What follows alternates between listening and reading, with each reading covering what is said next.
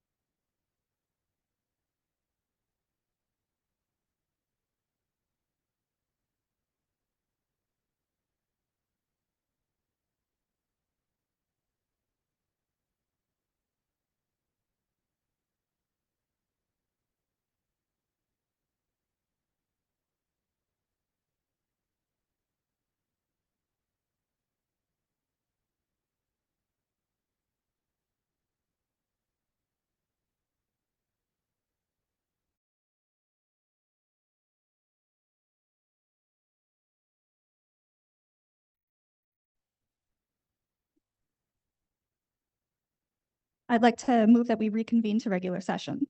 Second. Roll call, please. Dr. Beatty? Yes. Ms. Cassell Dunn? Yes. Dr. Coleman? Yes. Dr. Pixley? Yes. Ms. Bruce? Yes. Dr. Schoolman? Yes. Ms. Stanio? Yes. Ms. Vardaman? Yes. Ms. Voorhees? Yes. Okay, we'll stand for the pledge.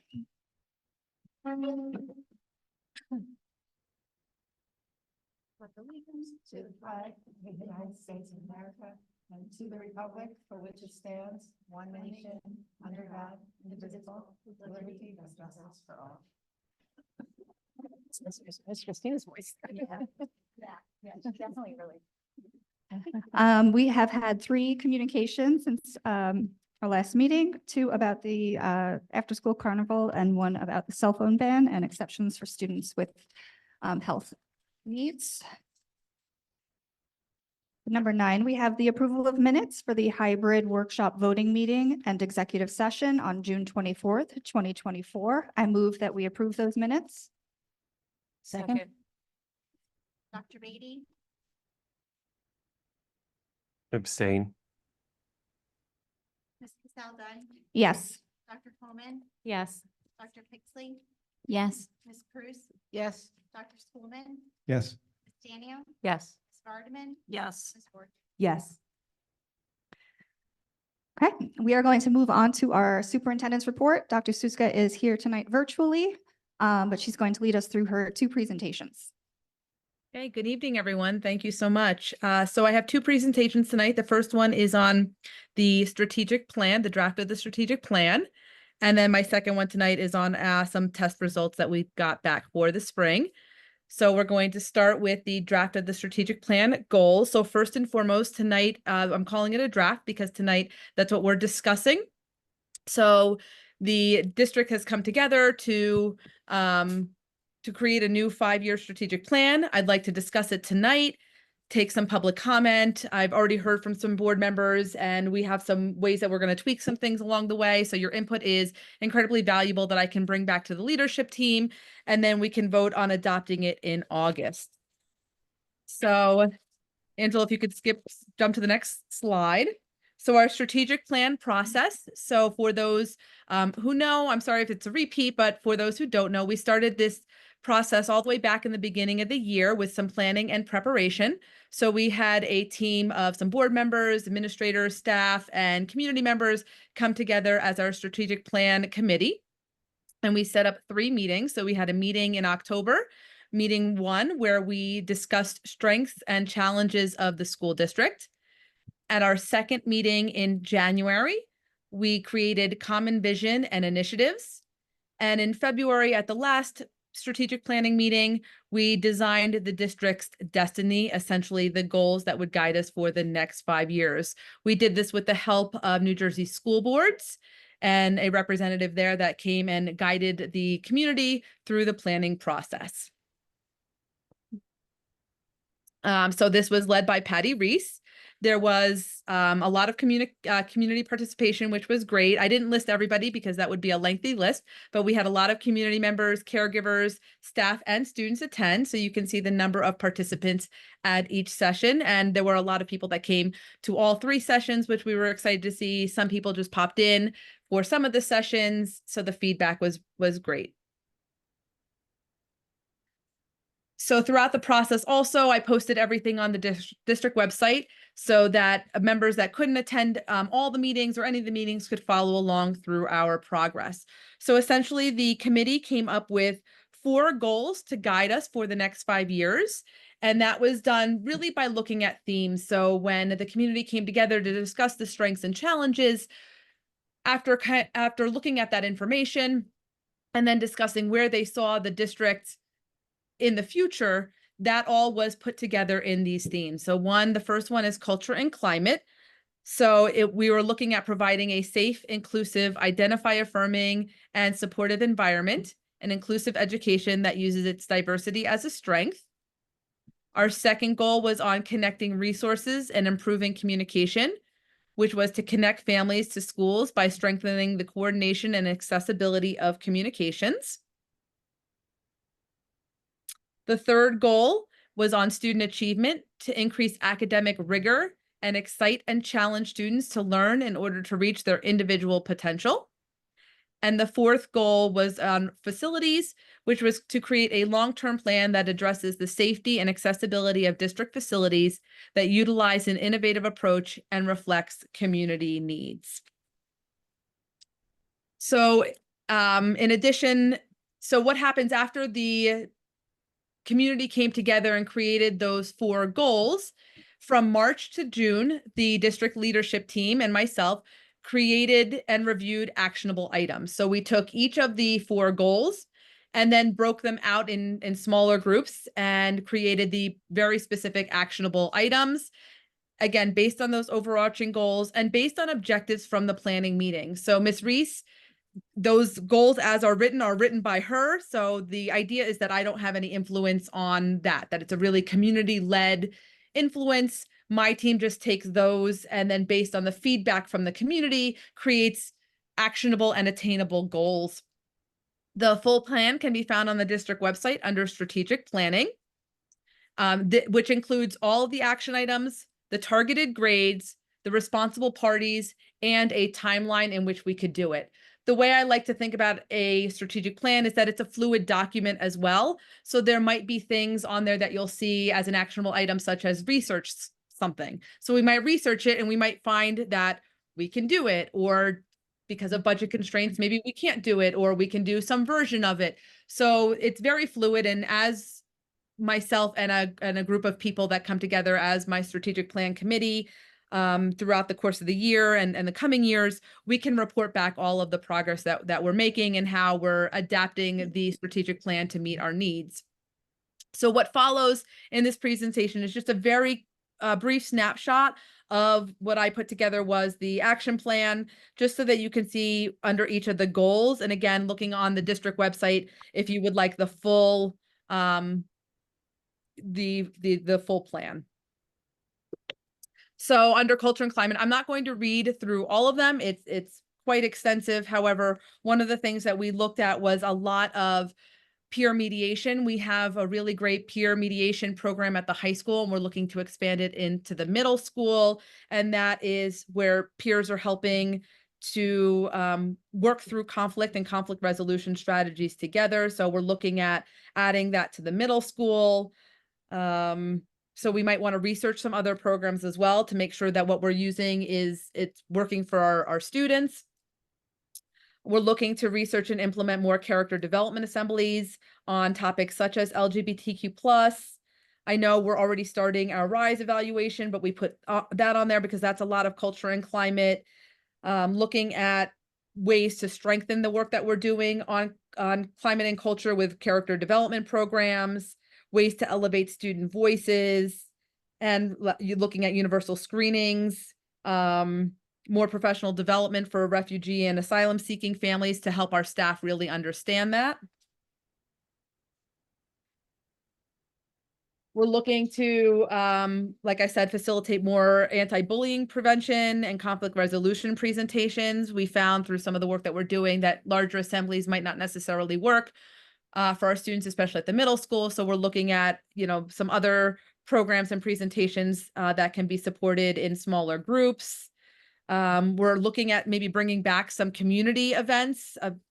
According to my understanding from the leadership team in the community is that there was some events that used to happen like barbecues and things like that in the past that really brought the community together. So we're looking to potentially research the feasibility and interest of maybe bringing some of those, whether the previous events back or some new events to really bring the school back together as a whole. The leadership team really feels like since post-COVID that, everybody's kind of gone on their own or is a little bit divided, and how can we bring everybody back to be on the same page? Chronic absenteeism is still a continued concern for us. So we're looking at researching evidence-based interventions for students that struggle with school refusal or attendance issues. More district-wide substance abuse prevention programs. We're seeing a spike in the number of students vaping and having issues with substance abuse. The board and myself will review review and examine our policies to make sure that they're equitable and update them to be anti-bias as needed, and increase our SEL programming. For our second goal, we're really looking to connect families to school by strengthening the coordination and accessibility of our communications. So for that, we're going to do a lot more, making sure our notifications are going out in home language when possible. I know that was a great goal that we had with Aptigee, our current software system, a back-end system for communication, allows parents to select the language that they want, but really looking at even our other communications, whether there are flyers or paper copies of things, and making sure that we really can provide notifications in a way that are easily to be digestible and in home languages. Increasing participation at our family engagement nights. We're really looking at trying to figure out ways to do more two-way communication. So our communication isn't that we're just putting out information and not getting anything back. We love that feedback loop. Looking at expanding roles like we did for the technology department to help us with our website management and responsibilities with social media so that we can make sure we're highlighting a lot of the great things that are happening in the district and keeping everyone informed. Maybe streamlining our events calendar so that it's easy to look at, so that we have coordination of all the great activities that are going on across the district. So maybe there's no overlap and we can increase our participation at those activities. One of the things under the technology department that we're going to do is monitor our website and social media to ensure ADA compliance. using title funds for those engagement and activity events. I'm really happy to report, I think we saw that at the last board meeting, the middle and high school's active PTSO is up and running. So really harness the power of those to support some of our initiatives, highlighting student success, our board bulletins, use of social media, and contracting with translators to help any of the barriers for languages that are spoken that we don't currently have translators for. And I know we've approved some in the past, and we're going to continue to connect with community members and local companies that can help us provide translators to support students during those families at meetings and things like that. Oh, we can, goal 3. Okay, thank you. I was talking too fast, my apologies. So goal 3 on student achievement. Our goal is to increase academic rigor and excite and challenge students to learn in order to reach their individual potential. So some of the work that we're going to be doing includes update our math and ELA curriculum to be aligned with the new standards. For math, we're going to revise and create common benchmark assessments. And I know that you've heard that a lot in Allison's report from Curriculum Instruction Committee. So we're really looking at ways to monitor assessment data and design data-driven instruction based on that important information that we're getting from benchmark assessments. Provide professional development for math and ELA teachers on standards-based and differentiated instruction and assessment. Continue that work that we're doing on implementing differentiated instruction, in particular in co-teaching strategies. I know I've talked about that already with the special ed department in doing some work in co-teaching, and set up clear guidelines for tier 1, 2, and 3 academic interventions and progress monitoring. In addition, we're looking at integrating more of the NJSLA, NJGPA instruction and assessment into our daily practices. So not specifically teaching to a test, but making sure our students have access to short constructed response questions, extended constructed response questions that they wouldn't happen to see that are really more of the higher level of Bloom's taxonomy when we talk about assessment. So the higher level thinking, we want to make sure we're exposing students more regularly to higher level questions so that they're more prepared to take state assessments and increase achievement on those assessments as well. That includes vertical articulation, highlighting areas of implementation on state mandated education in LGBTQ+, climate change, the Amistad. We do a lot of that already. If you review our curriculum documents, we have a lot of that mandated education infused, whether it's the books that we're choosing to read, assignments that we're giving. So what we really want to do is make sure we highlight that more. So I think that's an area that we were struggling with that really overlaps with communication, is that we weren't really highlighting the areas where we maybe provide some more diverse reading texts or more diverse options for assignments. So we want to make sure we do a better job of highlighting those areas. We're going to research ways to incorporate writing across curriculum, potentially look at scheduling options for middle and high school. Now that we have a new high school principal, she may come up with some new creative ideas to think about scheduling.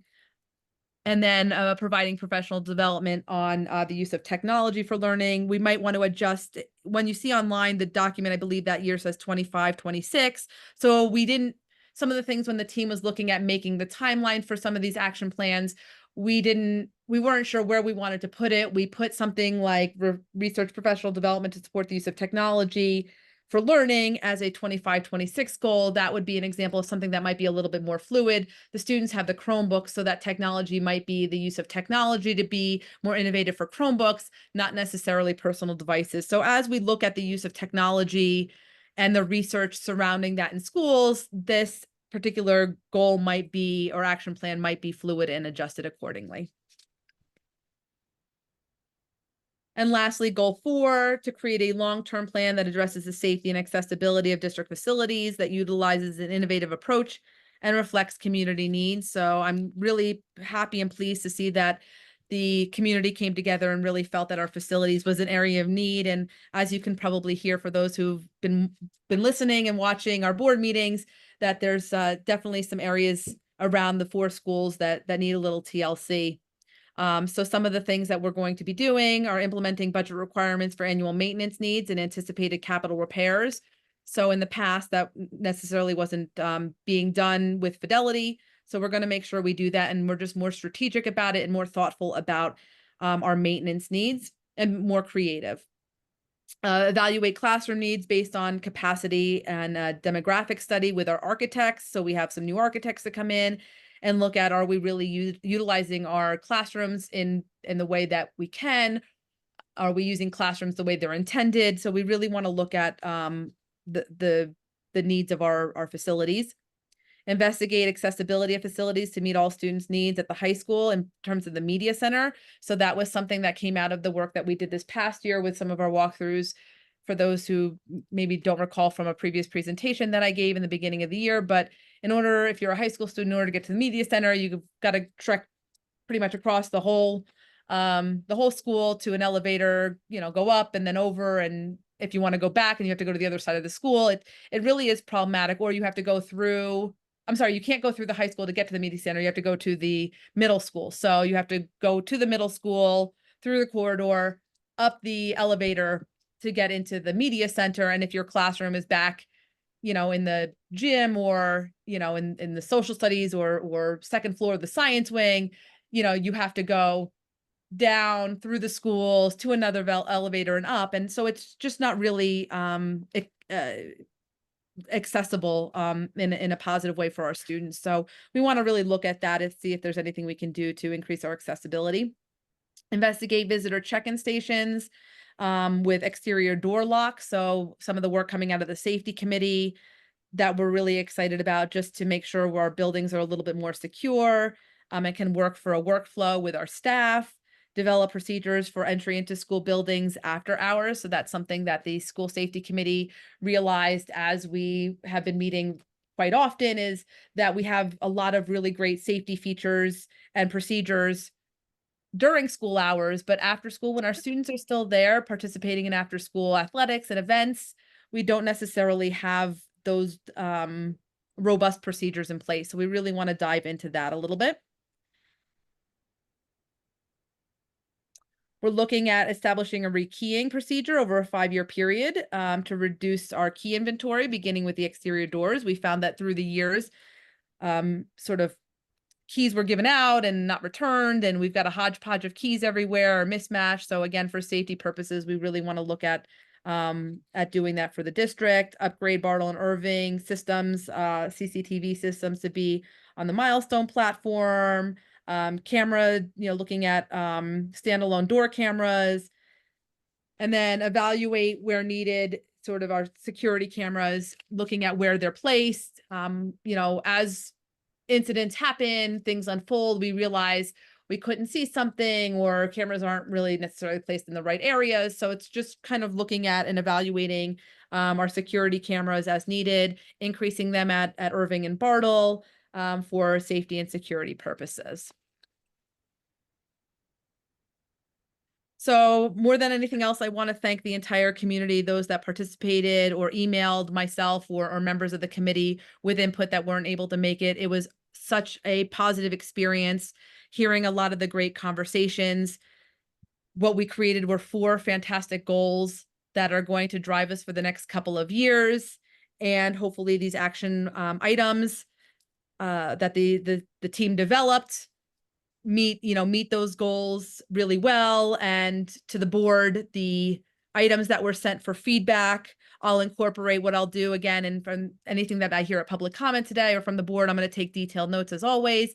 I'm going to bring them back to the leadership team to discuss feasibility. So I understand that there might be a goal that we missed, or an action item that we missed, or something that we'd want to tweak. What I need to do is make sure that it's something that reasonable that the team really could implement. Or that it might be, if it's something that's financially something that we might not be able to ever do, I would want to communicate that back. So please bring forth, any comments that you have. I'm looking forward to hearing them. Like I said, I'll take detailed notes, and then I'll circle back with our final strategic plan document for a vote next month. Thank you. Thank you, Dr. Suska. Would anybody like to start with anything that they'd like to say or add or questions?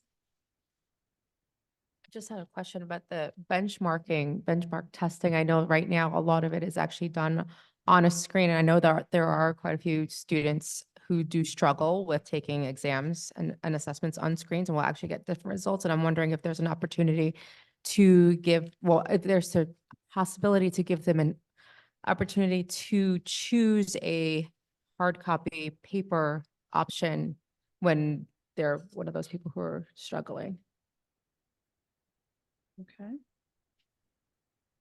Allison, can I say something? Go ahead. Dr. Suska, thanks so much for putting this together. I feel like I've gotten to know your working style and, you know, your values a little bit over the past year. And I have to say, this is a characteristically thorough and detail-oriented plan. Very much reflects in terms of the individual items, the planning sessions that I went to. So I think I personally don't have any bones to pick with the individual goals or the sort of policies underneath them. My comment has to do with the order. And this, you know, might seem a bit nitpicky, like, why am I editing this? But I think it's important. I think so putting myself in the position, okay, I'm a parent deciding what district I want to move to. You know, I'm a teacher deciding where I want to work. And I open up the strategic plan. I think, what is the biggest priority this district has? And what is the goal of this entire plan? And I think, obviously, I think creating a safe and inclusive and welcoming culture is critically important. I think having great facilities and good communications is really important, but we're a school. And if, you know, we have the issues with declining test scores, we're making progress in so much. But if that is an issue that we have, and it is a problem we have in this district, and we're a school, and our duty, our first order duty is to prepare students for academically to succeed in the world when they graduate, then the first goal, the end to which everything else is pointing, has to be student achievement. And then the question becomes, how do we want to go about that? And then there are policies under it. Then, of course, we want to go about enabling students to achieve, and at the same time, create a safe and welcoming and inclusive environment in which they can achieve, right? We need great facilities so that they can, you know,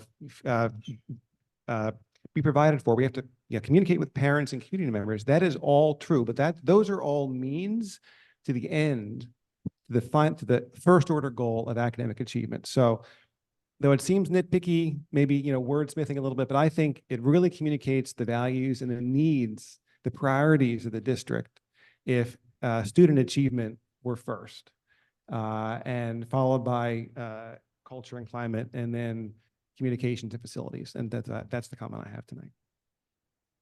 Thank you, Ethan. I'm going to have to respectfully disagree with that, because I consider the culture and climate as the foundation of which everything else is built upon. I consider that for whole child education as the priority. Kids learn when they are happy, safe, and healthy.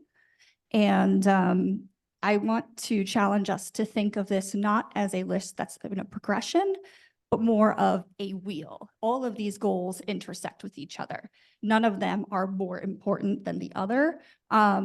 They all intersect. So we have to, as a board, kind of see where these goals can build upon and improve each other. And student achievement is only going to improve if we improve the culture and climate of our buildings. I'm going to now add my own feedback for the conference, but a lot of it was based on the culture and climate section. I am pleased that we do have specified evidence-based programming here. Wherever we see the word intervention or programming, I really would like to see evidence-based. And I did share this earlier, but with number 1.3, I feel like character development should really be the goal, not the assemblies. Assemblies are not evidence-based. They are, you know, a part of something greater. So if we did like a evidence-based character education program that we knew had research on it and we looked into and checked its efficacy, assemblies would be perhaps a part of that. And then the second thing, and this kind of goes in a little bit of two goals, But you all know I was a health teacher, and one of the things that I would love to see reflected in our goals and in our action items is comprehensive health education and comprehensive sexual health education, which is something that I know we have received feedback on. And that goes hand in hand with culture and climate. A lot of what we experience is because kids don't know what they should know. And so I'd like to challenge us to figure out where we could integrate comprehensive health and sexual health education into our action items or our action plan, whether even if it comes later on. That's something that's really important to me, and I know really important to a few people at this table. And so that would be my feedback, but I am really appreciative of all of the things that you have put together so far, you and your team, and I think that we have a really good first draft. Is there anybody else? Yeah, I agree. So I think that this is really reflective of the process that we went through. And so I went through this when it was sent out a month or so ago. So, Christina really kindly got back to me with some of the responses.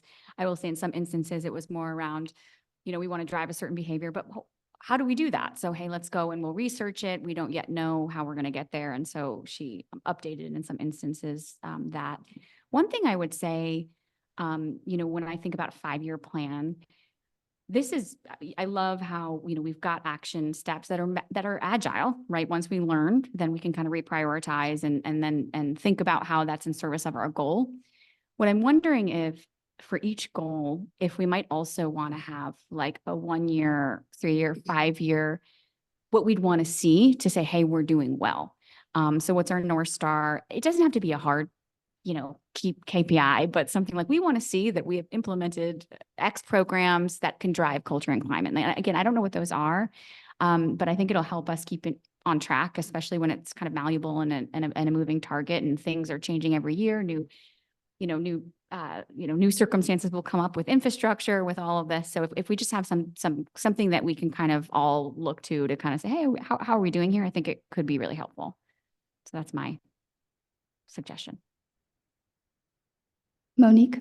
Yeah, I just want to echo everyone's sentiments about the comprehensiveness of what was put together here. So thank you, Dr. Suska and your team. And just to kind of follow up, like benchmarking ourselves, right? So I think that absolutely makes sense. One of the thoughts that has been running through my mind about this whole process is how we're going to make our strategic plan sort of mesh with our, board goals. And so again, how do we sort of put together all these pieces just to make sure that we do have a comprehensive, cohesive unit, and we don't have kind of these separate pieces working. We all working towards the same goals in terms of our board goals and the strategic plan. But I understand that the strategic plan is really a community developed plan. We want to also make sure that we're aligning that with our board goals are aligned with that strategic plan. So I feel like that needs to be a part of the process of working through this as well.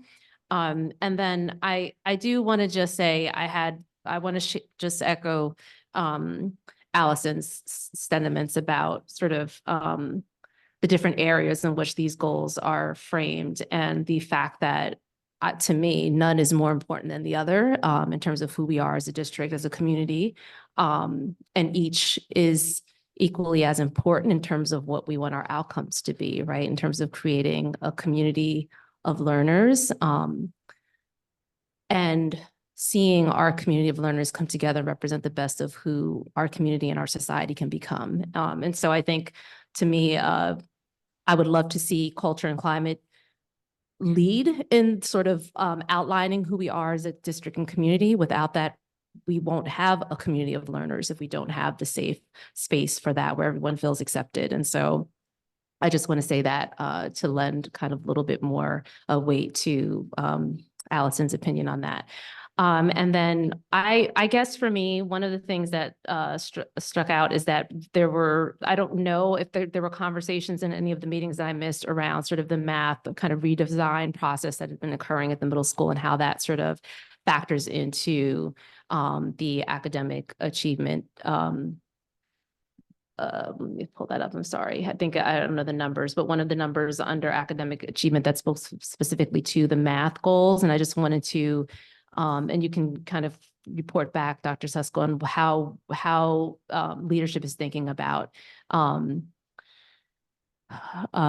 making sure that, again, we are still moving forward and making the best use we possibly can out of all the work that has already been being put into that process. And so how we can make it align with this new strategic plan is just a question that came into my mind as you were discussing it.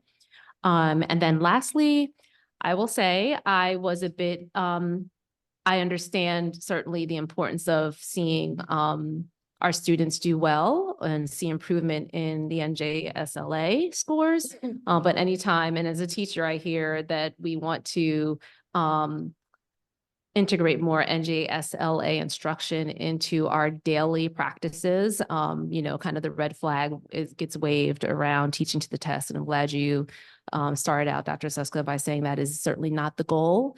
I would just be curious to hear, and this perhaps goes to some of what Sarah's talking about in terms of how that we can be sure that does not happen. Because this just seems like such a really fine line to talk about incorporating NJSLA type and style of questions into daily practice throughout the school year.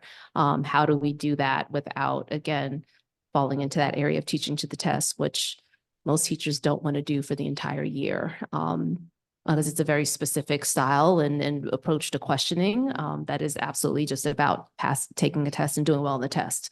So I just will be curious to hear what the plans are to do that in a way that still does not take away from the type of kind of year-long learning that we want that is not necessarily tied to a test, but still addresses some of the kinds of ways of thinking and learning that will help students do well on the test, which I understand is the goal.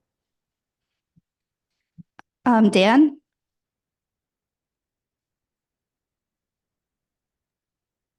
Hi, sorry, there's a little issue unmuting there.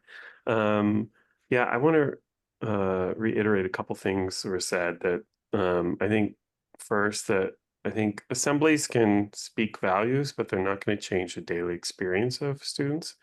And so I think any sort of broad culture change has to be focused on the everyday and kind of research-based practices. So I just wanted to reiterate what Allison said. And then I think what Monique just said was really important. And I know Dr. Susko, you said that the focus wouldn't be on teaching to the test, but I think the focus should be on learning more broadly, not just achievement. And I think achievement often focuses on test taking. And so if the learning is supposed to be more broadly, it should reflect on those tests, but the goal should be like student learning more broadly. And so I just wanted to reiterate Monique's point. The other piece, and I meant to send this earlier, but I didn't get a chance to, was that I think we have patterns of the students we're reaching and the students we're not reaching. And I think, I don't necessarily think it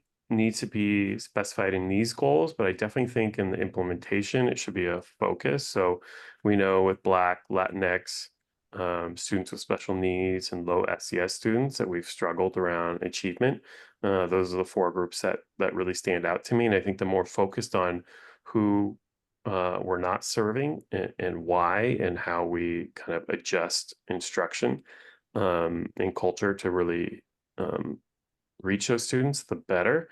I felt like goal 3.4 special kind of specifies that for students with special needs, because usually co-teaching and differentiation and inclusivity are kind of code for that, but I didn't necessarily see the focus for the other groups. And so I think at least in the implementation to be really focused on that.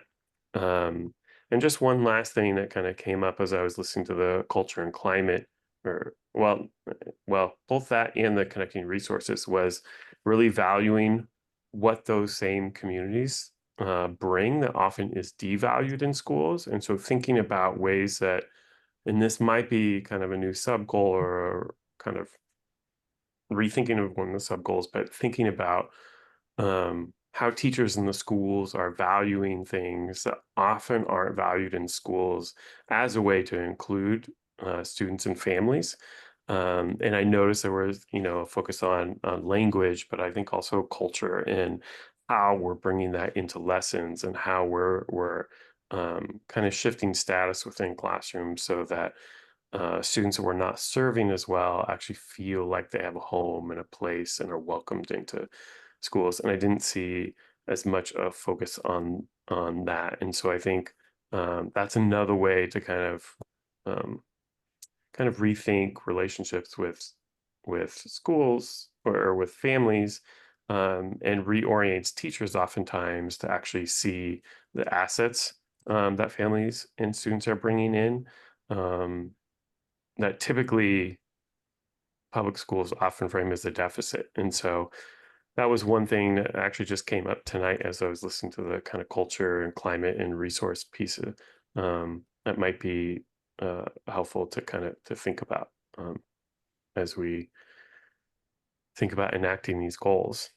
And that's it for now. And I just want to say thank Dr. Seska for all her leadership in putting this together, as many other board members say. I know this was a lot of work, and the 3 meetings and incorporating as much feedback as possible. I know it's a lot, and I think these have really taken shape. And I think we're talking about adjusting here and there, adding more detail, or really thinking about the implementation, things to think about. So I just wanted to say I appreciate all of your work on this. Thanks, Dan. Marilyn? I just also had 1 or 2 comments, same as everybody else. I think the plan is really coming along well, and it definitely mirrors what people were speaking about in the strategic planning meetings, and that's what this is supposed to all be about. One thing which I actually had emailed you, Dr. Sisko, was I feel like what might be missing or is our need to continue focus on access to the AP and honors classes, something that we've worked on. You've worked on with your team over time. We've had some successes, not as much as we like.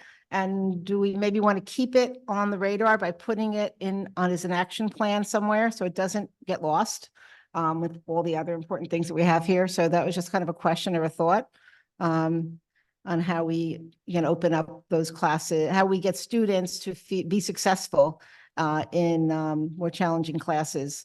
Students who are mostly from the underrepresented communities that we've been talking about. And my other question, which maybe doesn't really fit here because it's a separate issue, is where do we show our continued goal of expanding preschool?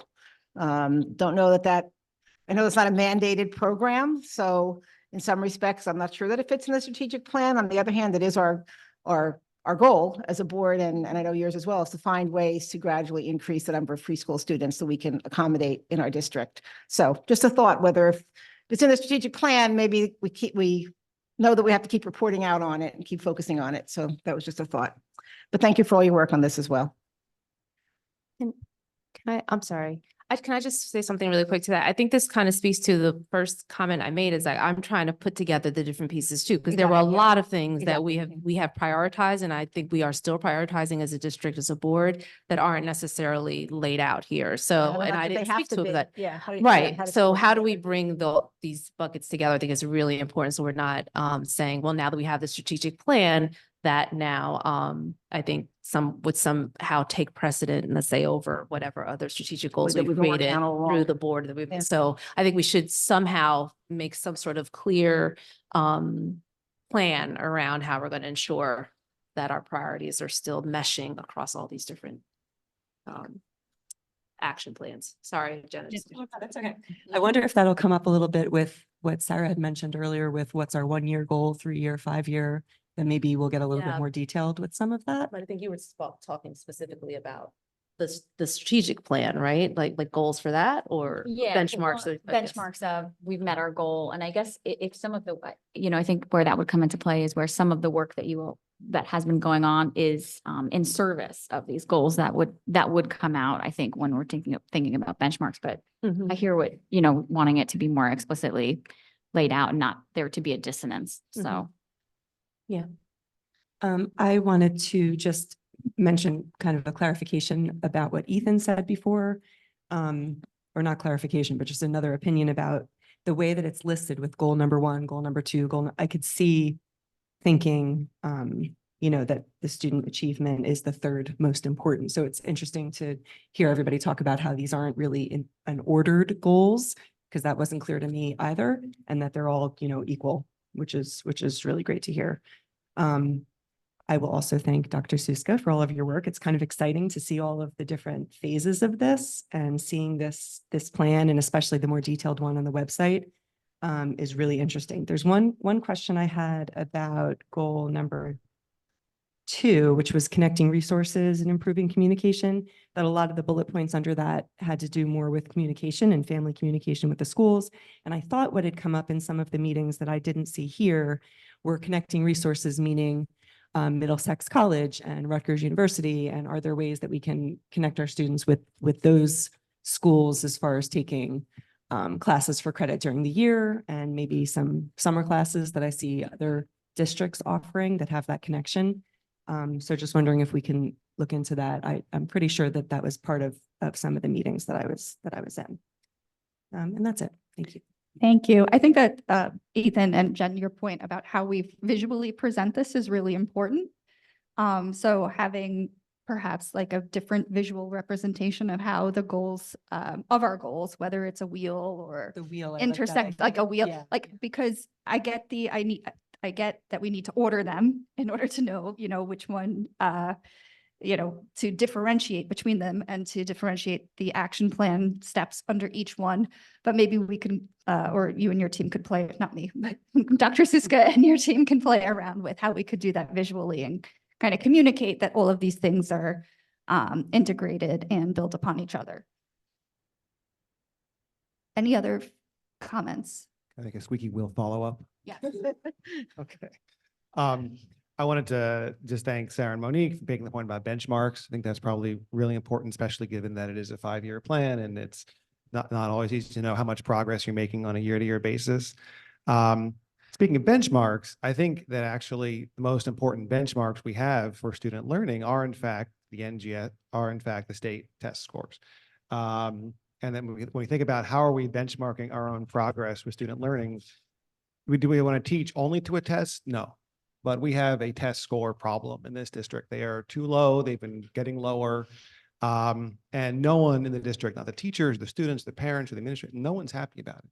Everyone wants students to learn, but everyone wants students to get better scores on those tests.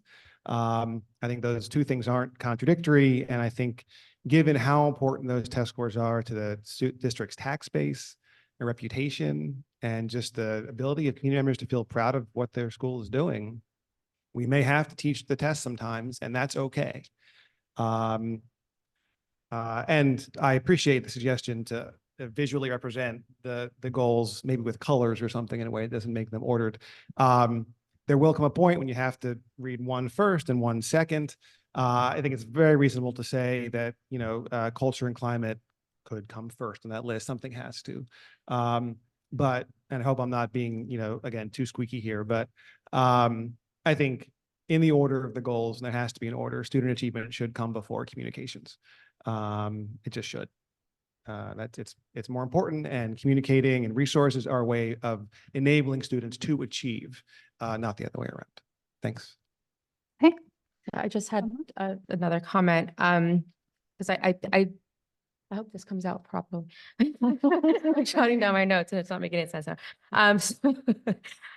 So I just wanted to reiterate that all 4 of these things are obviously very important. It's a holistic approach. You cannot have one without the other. You can't have education and kids learning if they're not feeling safe, or they're not feeling appreciated or respected, or just having things going on at home or in school. And we cannot have robust education if our communication isn't quite where it needs to be. So all of this obviously is really important, that we work holistically, and consider it all holistically. I also wanted to speak on teaching to the test. Obviously they are necessary, and they're something that we do have to deal with.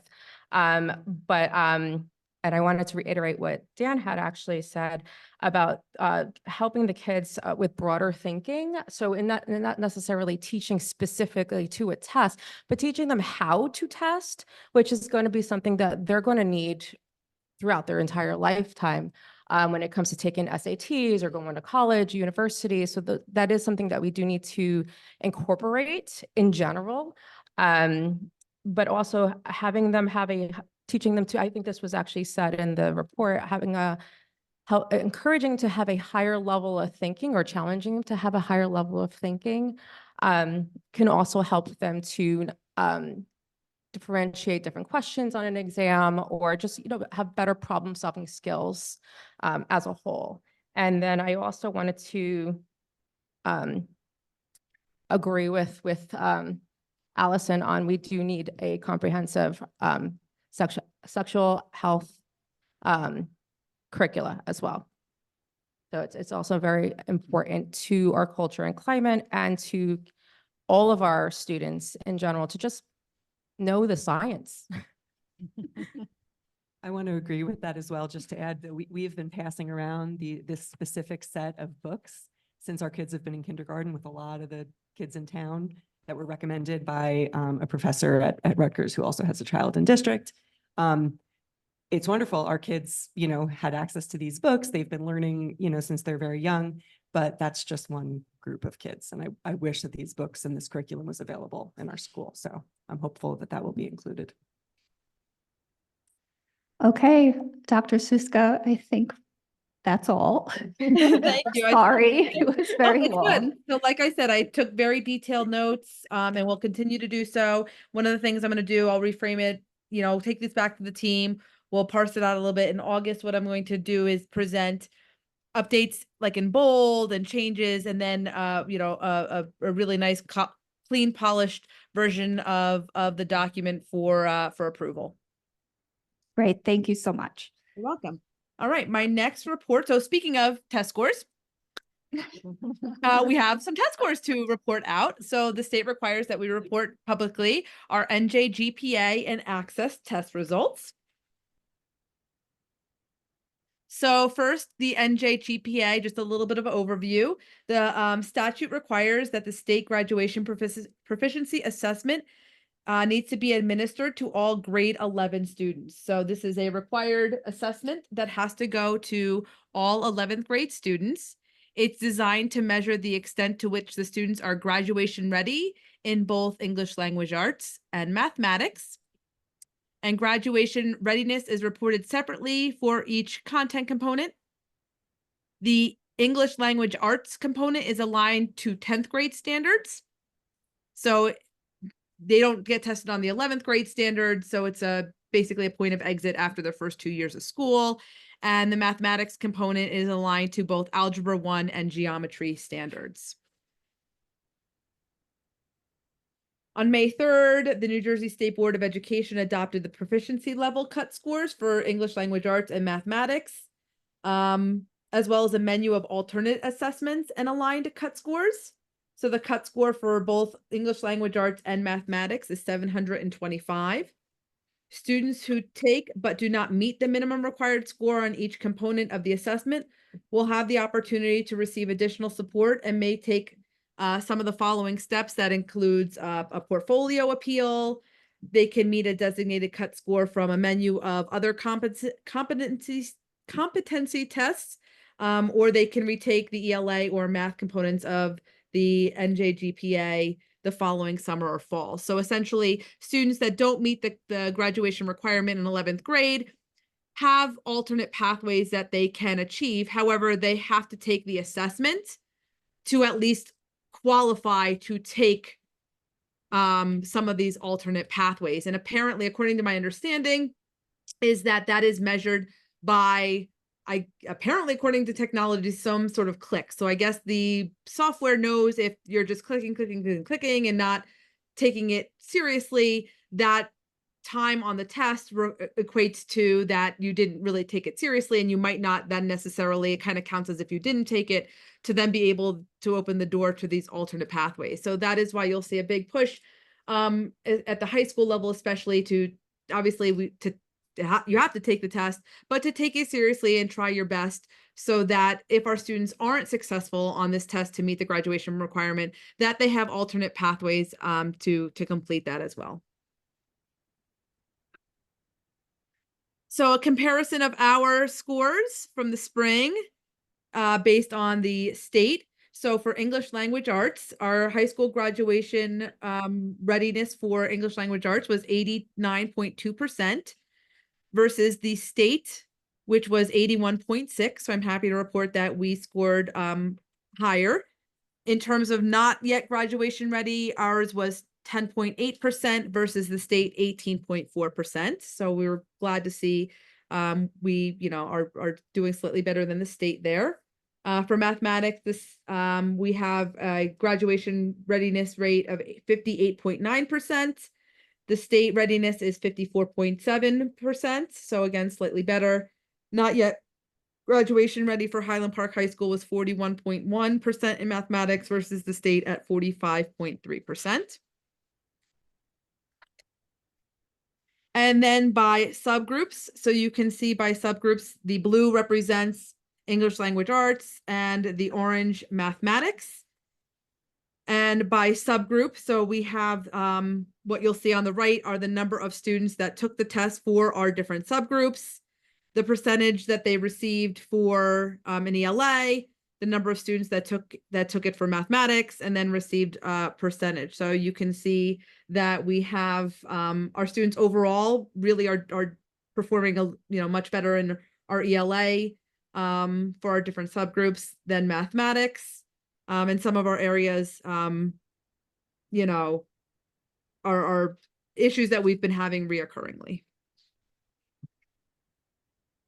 So like I said, some notable achievements for ELA, we are operating at 7.6% higher than the state average. And for mathematics, 4.2% higher than the state average. And in English language arts, at least 70% or more of the students in each subgroup meet or exceed the cutoff score.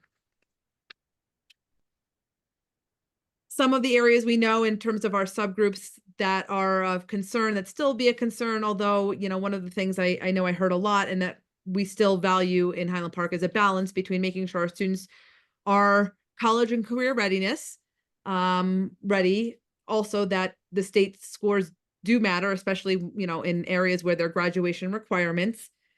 But we also know our students are more than a test score. So some intervention strategies that we will continue to work on are revising the curriculum to reflect the new student learning standards. So I know that we've approved a myriad of curricula this summer to be rewritten, and most of that is in math and ELA. So they put out new standards that were formally adopted by the state. So we're going to revise the curriculum to reflect those new standards. We'd like to use common language on assessments across grade levels that reflect items on the state test. So it's not, again, to the point, we're not teaching toward the test. So we're not going to say you have to learn only these things because this is exactly how it is on the particular state test assessment. It's more about using the common language that we see on assessments. I think that's sometimes an area that if we're teaching a certain way or using a certain language, and then we get to the state test and they don't hear the same verbiage or know what it is, sometimes our students kind of get tripped up on that. So a lot of what we want to do is vertically articulate to make sure we're all using the same language, that we're using the same language that comes from the standards, because that's really the goal. So it's not about the test so much as it about the standards, because those state tests are standards-based assessments. And review and expand our MTSS, which is multi-tiered system of supports, to best identify and support varying learning needs of our students. So we're constantly reviewing our MTSS and expanding it as needed. So for the access testing, the state requires assessment in 4 skills for access, which is reading, writing, speaking, and listening, for students receiving services in language instruction in a language instruction educational program. So these are for our multi-language learners, probably formerly known as English language learners. It's mostly administered online, and it's for all multi-language learners. Even those who have declined services must sit for this test. And teachers use multiple measures, including a state-mandated cutoff score, to determine if students exit or remain for the program. So this is a little bit different in that the students sit for the test. Our staff members that are our ML staff members administer the test, and then usually a cutoff score between 4.5 and 6, they determine if the students are ready to exit the program or not. So it's a little bit different than a graduation requirement per se. So the proficiency has 6 levels. So level 1, they're entering in terms of their understanding of language acquisition for English. Level 2 is emerging. So they might have general language related to the content areas. They create short sentences or phrases. Level 3 is developing, where they have some language of some content areas. They're expanding their sentences and interaction with written paragraph. Level 4 is expanding, so they know some technical language of the content areas. So the way that I've seen the test be administered, and it's, maybe science related questions or math related questions, can they form sentences? Can they speak English and a content area? So that's really what they're looking at in terms of making sentences, putting together paragraphs, and speaking in a more technical version of the English language itself. Level 5 is bridging, which is specialized or technical language of the content areas, using a variety of linguistics to be able to communicate both written discourse and verbal. And then level 6 is reaching, which is the ultimate goal for our MLs.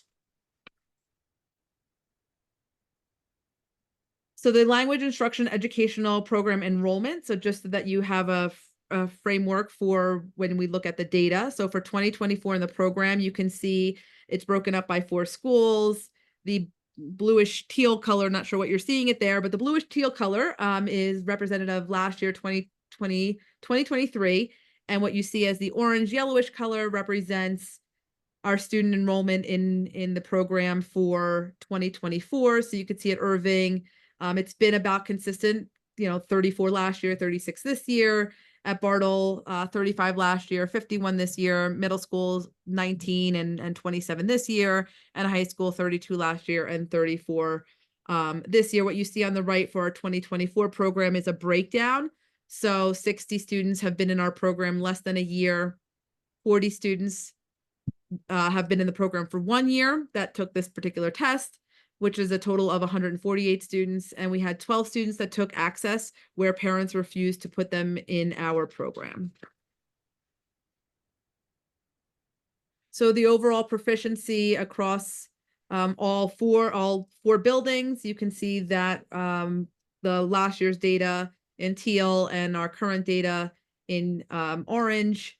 So we're hovering about the same in the entering level 1. The same in our emerging from last year, slightly more less students in the developing category than last year, slightly more in expanding, and about the same in bridging, and none that are reaching for the results. So some supports in our interventions for our multi-language learners. We're revising the curriculum to reflect the new WIDA standards. So I know that was already board approved for curriculum writing. So we're going to revise the program to reflect those new standards. We're going to revise the curriculum for beginners and newcomers for grades 2 through 5, because we saw that was an area of weakness based on our data. We're going to continue sheltered instruction training for all new teaching staff. And that's really just good practice. But if our students have to be in content area classes, so we offer sheltered, depending on the level of their needs, sheltered instruction training in sometimes math or ELA, but we want to make sure we give it to all new staff so that our students in social studies, science, art, and other content areas are receiving some of those best practices in multi-language acquisition and instruction. Providing ongoing professional development for our ESL teachers and administrators. In fact, one of the things that we have to do is you have to take a course in order to be certified to evaluate an ESL teacher. So that is one thing that we're doing as well. So myself included has to go for professional development so that I'm well-versed in what I'm seeing as best practice in ESL or ML instruction, to make sure that we're even evaluating our staff appropriately and that we have the knowledge to do so. We have the creation of Immigrant Family Engagement Committee to organize and facilitate family engagement events under the leadership of Amy Capola, and the creation of multilingual profiles that identify background information about the student, so that we can use those descriptors to guide instruction and recommend accommodations. Okay, so I will open up the floor to questions or comments about our NJGPA or access test results. Thank you, Dr. Siska. Anyone?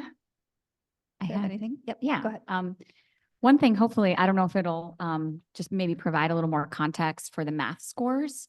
One may look at that and really ask a lot of questions. One thing I can say, here in New Jersey, we're seeing declines in math, but also other states are as well. And, it's just one thing to note that we're above the benchmark. And, I think just nationwide, there is this anomaly that we're seeing, and it's something that, separate from my job here that I'm actually researching, but I think it's something that is happening, and it's curious. And, it's one that we can note here, but again, we're above the benchmark.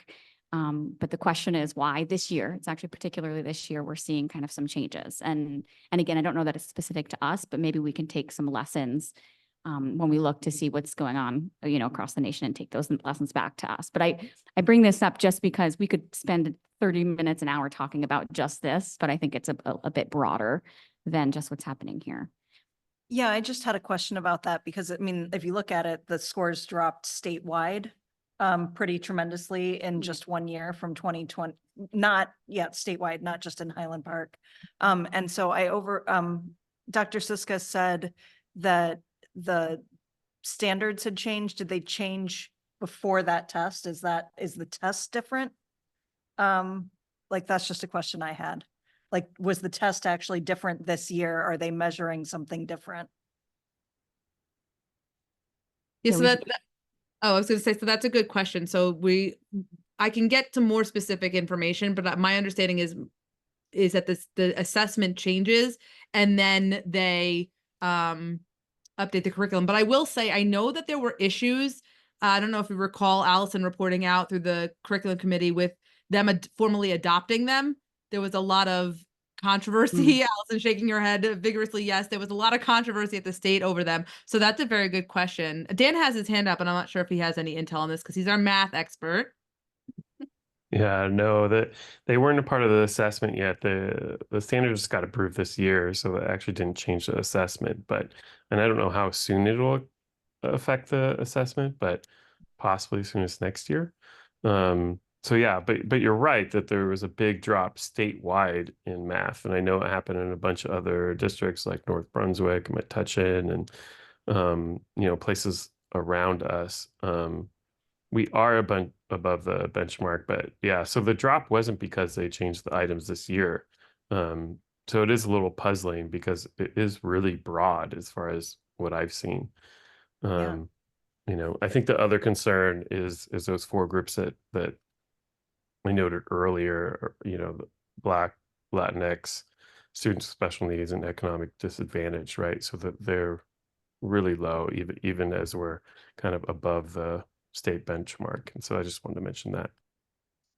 Yeah, I think that's important district by district, but even what I think is fascinating about this is other states are experiencing a really similar just tank, like big drop that, it's TBD, what's going on there, but it's interesting. Curious about the pandemic timing. These are 11th graders that went through the beginnings of algebra during the pandemic. It could be an overcorrection, right? Could Where be. we were focusing so much on, because there was a dip in ELA and now we're experiencing a lagging dip, but it's interesting to see this trend and how it relates to more broadly what's going on.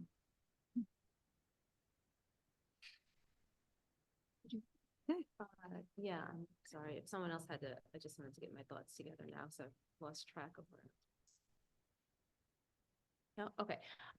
Thank you again, Dr. Suska, for another comprehensive report. I think my questions were around, comments first around what I saw here in slide 12 about your plans for providing supports and interventions for our multilingual learners and their families. So I just love the idea of having creating the Immigrant Family Engagement Committee and trying to, organize events to bring together the families and caregivers of the students. So I was really happy to hear that and really curious about the multilingual profiles. I think that is just an excellent way to really get into each individual student's kind of strengths, right? Looking at their backgrounds. And I would love to hear how that works, like what kind of information is going to be included, and even how we can think about expanding that a little bit more broadly beyond our multi-language learners. Again, not to give you anything extra to think about, but when we're talking about kind of other groups of students who we know are, you know, again, not achieving to are being underserved, and as is noted either in test scores or in discipline reports and so forth, and how this sort of approach with creating these profiles can benefit them as well. But I just loved that part of this work that you're doing. I just had a quick question. I was wondering, with some of the students that didn't meet the cut score on the NJ GPA, were any of them, just curious, are any taking those tests over the summer this year here in Highland Park? Just wonder if we have any. Yeah, that's a good question. I'm not sure I can ask. I do know that we had students, some 12th graders that took the like the math and English language arts portfolio assessment and all passed. So I thank our math and ELA teachers who work with that. It's a 12th grade support class that they take, where we really gear them up for success, because now you're putting sort of your graduation requirement in the state's hand to say if they take this portfolio and show that they've met the standards or met the proficiency, that they can pass. So all of those students were successful, and I know some other students do it through other pathways, whether it's SATs. So we have a whole plethora of other assessments that students can take along the way to meet that requirement. I just have one other question about the NJGPA. Do we have, we have the, data for ELA and math. And then we have the number of students versus the state data. But when it's broken up into Hispanic, Asian, Black, white, economically disadvantaged, do we have that in comparison with state averages? Like does that look like the rest of the state? Are we doing better? Are we doing worse? Yeah, that's a good question. They don't give that to us in our report. Okay. Do they give you anything related to the year over year too? Because that would be for the subgroups, that would be good to see if any dropped more than not just the benchmark, but like how it was over year change. That's publicly available, and I was actually looking at it. But like we would have to look at it and compare, because the drop is pretty considerable, especially in math. But that I was looking at other nearby districts as well, and like I said, and like Dan said, it's pretty widespread. When you go from like 70% of the state meeting the math cutoff last year to 40 something this year, it's a pretty substantial drop statewide. But I'm more interested in what we're doing. Yeah. So. Well, I think there's two ways you could get at it. One, you could see where there was more of a substantial drop, or we could just compare them to the benchmark. Either way, I think the point is, from a segmentation standpoint, we want to see, are any one of our groups suffering more than the benchmark, which we're all kind of not doing that great, right? Yeah. And it looks like, even amongst our best performing students, right? Like in math, there was a drop, whereas there wasn't in ELA. And there might have even been an improvement. I would have to look at it more closely, but, it'd just be interesting to see, so that we could and see what statewide trends are. And like you said, national trends. Okay. Well, that concludes my report. Thank you. All right. Thank you, Dr. Sisko. We're going to move on to public comment. The Highland Park Board of Education welcomes public participation and has reserved this time for your comments. Board policy number 0167 establishes and regulates the right of the public to participate in public meetings. We'll begin with in-person first. Is anyone here for public comment? Come up to the podium. Just remember to state your name and residence and really close to the mic. Hi, folks. Can you hear me? Yes. Del Sasso, 327 Becker Street. It's been a real pleasure hearing all of your really thoughtful comments and questions. I'm very appreciative of all of you and Dr. Seska. And I appreciate the opportunity to talk to you. I specifically want to talk about that culture and climate section of the strategic plan. I was at all three of the strategic planning meetings, and I was the note taker and sort of loudmouth person who reported for the final culture and climate section. So I just want to say a little bit about what I think our main goals and takeaways were, and how they're, in some cases, they're well represented here, but in others, I think they could be better represented.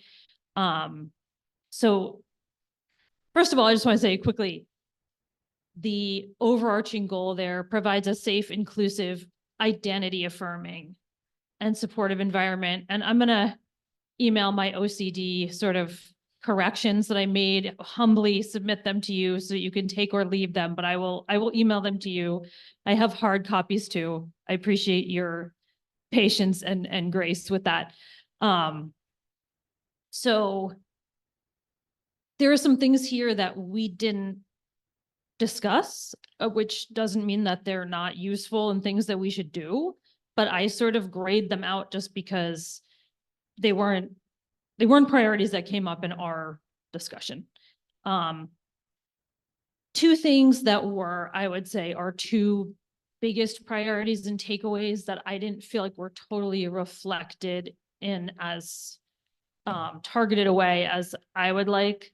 I wrote down as sort of additional sections that you can take or leave, but one is utilize free state consultants and programs, examples, New Jersey Anti-Bullying Task Force, Safe Schools New Jersey, et cetera, community groups and experts to develop a Vision Zero plan with zero tolerance for identity-based bullying and to dramatically lessen overall bullying. If I could, in one sentence, encapsulate like the main themes of what we talked about, it would be that.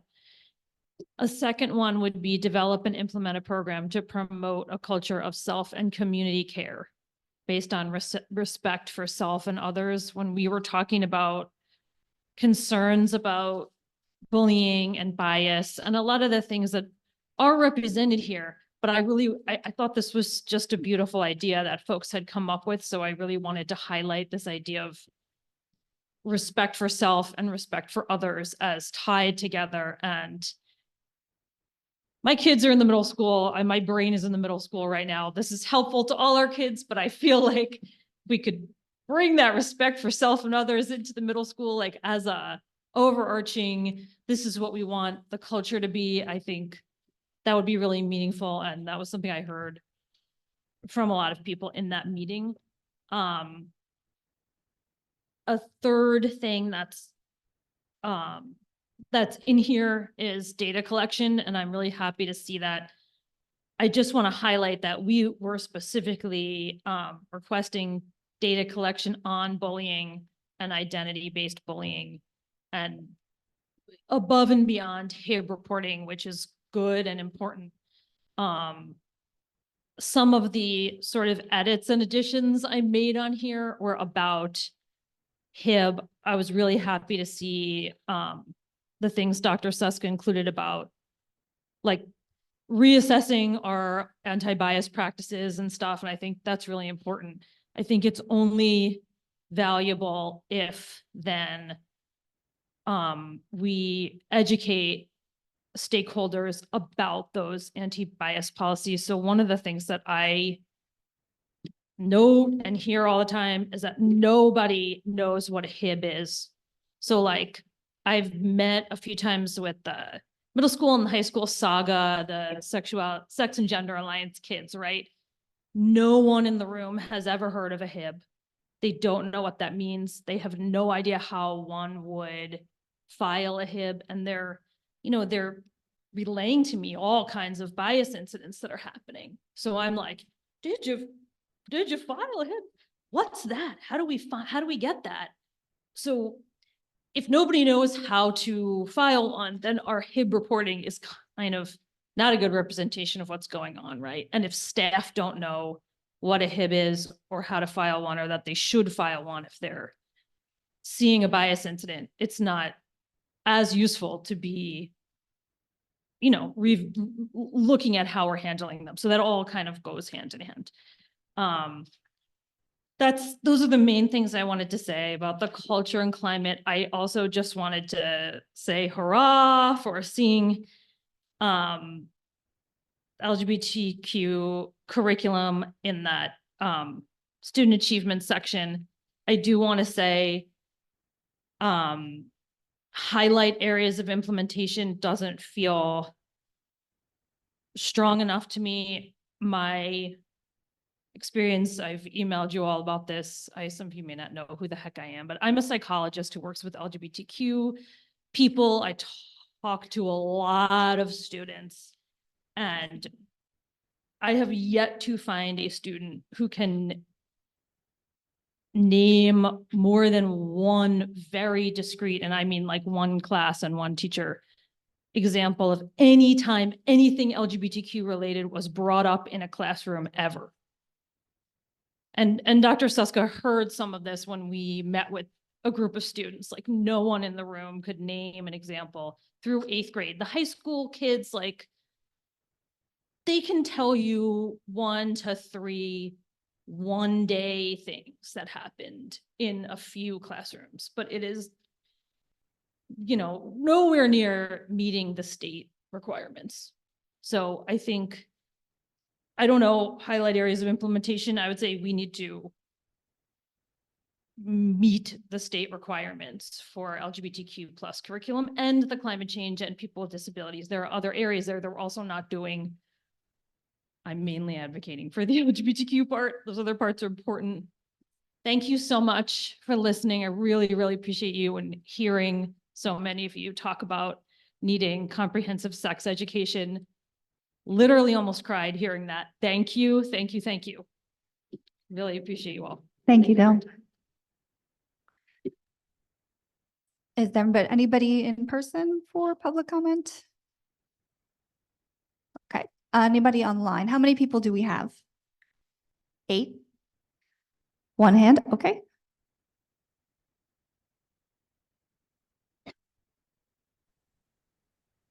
Hi, everyone. Erica. Can you hear me? Yes, please just state Okay. your name and place of residence. Sure. Erica Ryan. I'm at 216 Felton Avenue. Actually, very much like Del, I so appreciated listening to your discussion about the strategic plan and the things that we need to keep thinking about in relationship to it. And I think I really appreciate this idea that, of course, culture matters so much when it comes to talking about achievement for our kids. I also have a child in the middle school. And I think combining, you know, a focus on culture and climate is really important, as we also, I hope, really increase a focus on student achievement and rigor, because I feel as though over the past couple of years, we have not been focusing as much as we need to on achievement and rigor. And so I just want to, I liked what I saw in the strategic plan as far as, and I liked also, Dr. Suska, how you sort of mediated one of those goals, that it's not teaching to the test that we want to do, but increase the ability for our students to practice higher order thinking. And I like that. And I think that rigor needs to be reaching and achievement needs to be reaching all those students who are not being served by our school climate currently, which a couple of board members really thoughtfully pointed out. But that achievement also needs to be brought to students who have really been experiencing a total lack of differentiation in the classroom and have not been challenged at all in the middle school. So there are a lot of different communities we need to keep in mind here when we think about not just achievement, but also culture and the way it impacts that. So I guess what it really, you know, the overall point is, you have all been talking about this already, and I wanted to encourage you to keep having these really hard and thoughtful conversations about the way that culture and climate go hand in hand with achievement as we start to, I hope, you know, increase a focus on rigor going forward. So again, really thank you for the thoughtful conversation you've been having, and I encourage you to keep having those discussions as the strategic plan is hammered out. Thank you, Erica. Angela, anybody else? Okay, Abby? Hi, this is Abby Stern Cardinal. I live on Harper Street. I a couple of questions about the strategic plan. One would just be where in the strategic plan would be a place for including the expansion of the pre-K program to the full universe or 90% or whatever the desired full pre-K would be. Is that something that is typically part of a strategic plan, or is that more of kind of a drill down of a board goal? I don't know where that's typically included, but I would love to see, that in writing as a really big goal. I also was a little bit confused about how much there was a focus on increasing cameras and security.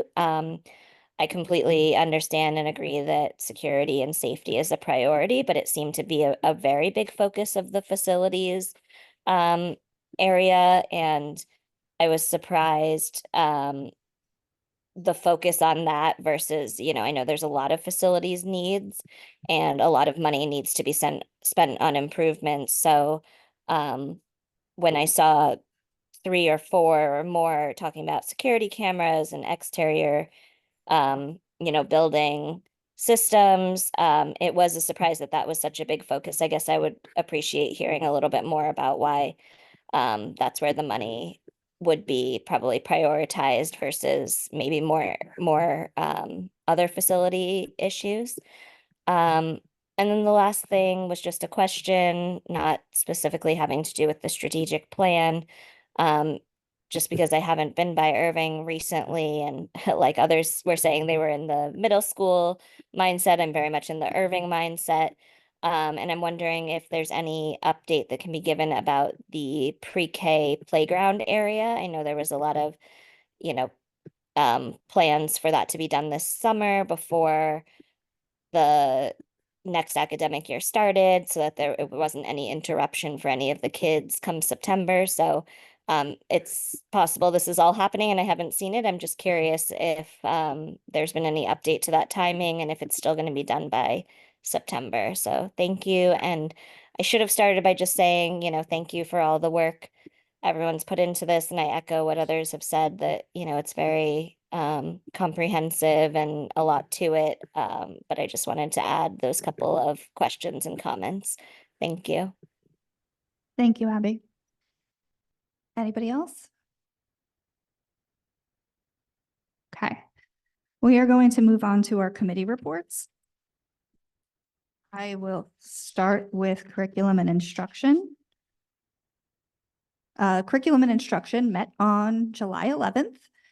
We got really great news. The New Jersey Inclusion Project accepted our proposal for Irving School, and it's going to be a project to support inclusive education and improve outcomes for students with disabilities. The project will provide technical assistance in the form of 5 sessions of targeted professional development. More detailed information about the topics are still to be determined, but they may include topics like introduction to inclusive education, co-teaching, collaborative consultation, differentiation to support inclusive education, differentiation to support inclusion, developing IEPs that support inclusive education, etc. The district did submit 2 applications, one for Irving and one for Bartle, but only Irving was selected.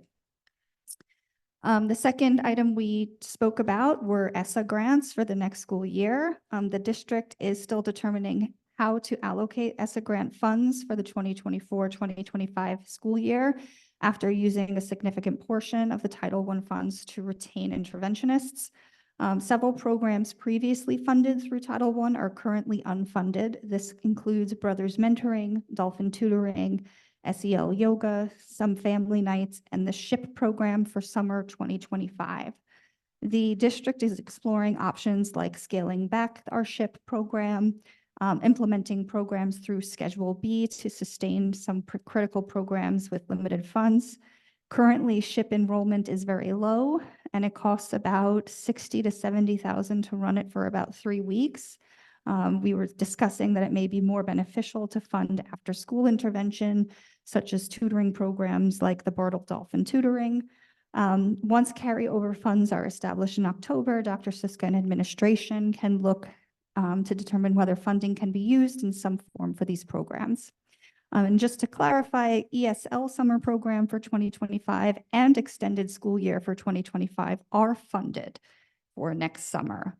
It was just the SHIP program that currently does not have funding. We also discussed the literacy lab pilot. Holly Turner from Raising Hands Tutoring proposed a literacy lab pilot at Bartle School in collaboration with the IMSE Foundation. This would involve 12 Bartle and Irving teachers who are being certified in Orton Gillingham to do their practicum program at no cost to the district. Around 30 students, and at least 50% of those students would be free and reduced lunch students as per the pilot requirements. They will receive free after-school tutoring from teachers in OG training supervised by Bartle and Irving staff. The district will provide the space for the program and assist with promoting it to families, but would not be a part of choosing the students. That would be done by Mrs. Turner. There were questions about whether the program could include middle school, and Ms. Rodriguez will follow up with that. Now on to our agenda items. We have a few field trips to approve for robotics September. The approval of 3 HIBs, 1 confirmed, 2 unconfirmed. An updated job description. This is the director of before and after school. This is going to be updated to be a full-time position. The approval of home instruction students. There are 4 of them. And the approval of curriculum, textbooks, mandated programs for pre-K to 12 for the 2024 to 2025 school year. We did mention that there is currently curriculum revisions happening.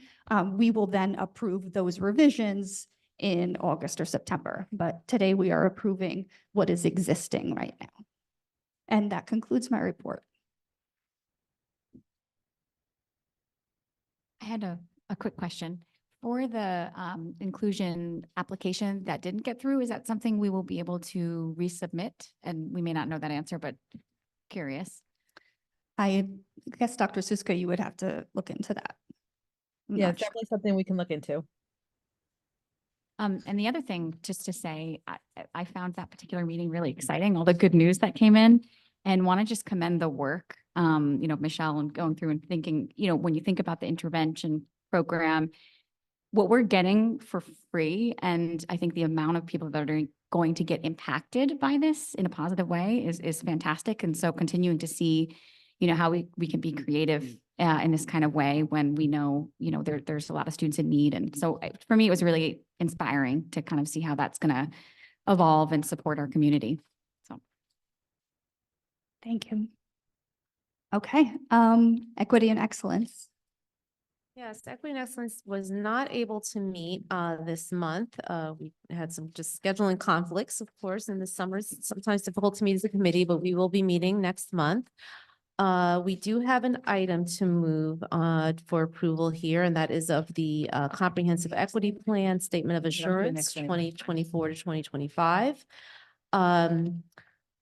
To my knowledge, we as a committee did not have an opportunity to actually review the Statement of Assurance. I don't know if Dr. Suska, you want to speak to it a little bit more or a little bit specifically, particularly for newer board members who may not be too familiar with exactly what the Statement of Assurance is as opposed to the actual equity plan. Yeah, so the New Jersey Department of Education pushed out we should have been updating our equity plan, and we had started the process, but they pushed out an update to say that they are actually having changes. And so they said you have 2 options: either wait for the changes and then use the changes to push out your new plan, which includes a needs assessment and things like that, or a statement of assurance that just says that we're going to continue operating under our current plan, and in the process start looking at creating a new one that will be approved for a 3-year plan. So we did the statement of assurance just to say that we're still in continuing with our existing plan, and that Ms. Kessel, our supervisor of funded programs and district initiatives, has already started the research on creating a needs assessment and looking across multiple data points to put together our new plan, which will be run through equity and excellence as well. Wonderful. Thank you. Welcome. And that is all I have. Any questions on that? Okay, then we move to finance facilities, and that's me. So, we did meet. We met on, July 16th.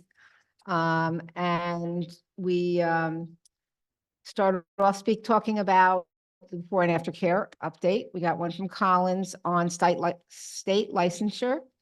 And there was supposed to have been today, but at least it was postponed. There's supposed to have been a site inspection today by a representative from the state in order to approve our facilities for the licensure process. So I believe that's going to be moved till tomorrow. But the process seems to be, and Denise, you can correct me if I got this wrong, but once our facilities are approved by the state, then we can submit an application for licensure. At that point, our staff would need to have a whole additional level of background checks that the state requires. And that would be like the next step once we've submitted our application for licensure. Licensure is separate from the subsidies issue. So Colin and Dr. Huska have been working on getting this licensure process moving along, and it definitely is. The state representative will be available for questions the day of our inspection, which I think is tomorrow. And so we have some board members, and Dr. Huska will be on to talk with the state representative when that happens, to ask questions about the licensure process. And then we'll move on to the subsidy issues. The difference is the licensure comes from the state. Subsidy process is a county process. And that's something we're still working on getting information on. They've reached out, Colin and Dr. Suska have reached out to a number of other districts, hard in the summertime to get responses and get information. People are in schools. Not everybody's working as hard as some of our people are working in the summer. So, but more to come on that. But it seemed like we're heading in the right direction there. Under facilities, we were given an update on all the many summer projects that John and his staff have undertaken. You in your minutes, you received a link to a list of, everything from pipe insulation to roofing to camera upgrades to renovation of the bathroom at Bartle, all the things that can be done this summer. Some of this money is remaining ARP money, so that it needs to be spent by the end of September. Denise and John are meeting regularly each week, I believe, to review this list and keep it moving. So we get as much as we can, so that as much as possible gets done over the summer and then covered by these funds that we have, and we want to spend every penny. The update on the Bartle Walkway was we're still waiting for estimates. We're hoping that it would be feasible. It looks like it's feasible is what I wrote down, to just eliminate the door and the walkway. If that was feasible, then that would be a less expensive option than doing major rebuilding in that area. So more to come on that. We're waiting for on our agenda tonight. We're approving additional time for DMR to work on these estimates.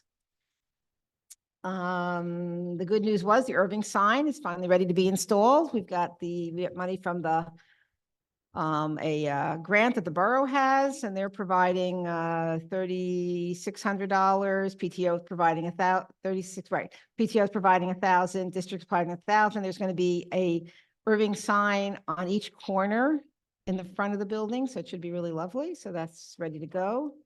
And actually, my notes were talking about still that John and Denise are still following up on the baseball field renovation, but in fact, we have on our agenda approval of a conditional grant agreement for the renovation of the baseball field. So that is moving along as well. We'll do that when we do the agenda. And in finance, we talked about the purchase of network equipment that is roughly $100,000, but 60% of it is being covered by E-rate, which I understand is a school libraries grant. So we are paying for 40% of that $100,000, which is great. And also there's a purchase of a lot of cafeteria tables where they've been going building by building to see what the needs are. And that's being paid for through the cafeteria fund. And at that point, auditors were in this week. They'll be back in September. And that was our overall agenda, our overall meeting. on the agenda for tonight for finance and facilities, approval of the bill list for May 29th through July 22nd. Approval of the board secretary's report, that no budgetary line item has been overextended.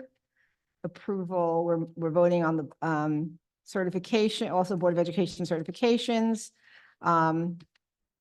That sufficient funds are available to meet the district's financial needs the remainder of the year, and nothing's been overextended. Approval of budget transfers, travel and related expense reimbursement reports. A number of contractor approval for contractors for professional services, athletic training, leaders to leaders mentor. Other contractors for professional development. Envision implementation. Full day coaching for administrator as part of administrator professional development. Leadership training was all through Jana Lee Consulting.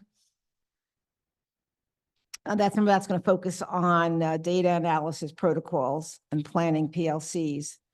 Also full day planning with identified teachers, PLC facilitations all under Jana Lee Consulting. And we have some contract service providers that are on the agenda for pediatric speech therapy, ABA therapies, and some of the other staffing that we may need in the course of the year. I think is how we do this for speech and OT and nursing and so forth. We're voting on accepting the approval of membership in the New Jersey Interscholastic Athletic Association. Number 10 is 3 additional out-of-district placements that are on the agenda for 3 students that need to go to one of these schools. Number 11 is what I was talking about for the DMR architects to do further evaluation and create a proposal for the needs of mechanical room and adjacent to the mechanical room at Bartle. The network equipment that we spoke about is number 12. The Irving sign. Number 14 is the recommendation to approve an IDA grant application. And the amounts are there, basic and preschool. We need to do a, it's done every 3 years, I believe, drinking water analysis. And so that's on for number 15 to test our water in our buildings. Renewal of the lease of the modular classrooms, as well as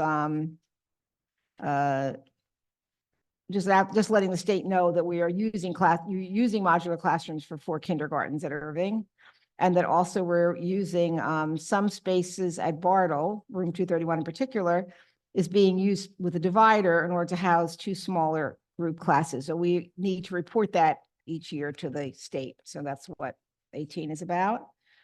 We have a contract for a McKinney-Vento student, and that's a student who is whose family is displaced, and that's to the New Brunswick schools. Number 20, 2 students coming to us one from Denellen and one from South Brunswick, and we're approving tuition contracts for these students to attend our school in our autism program.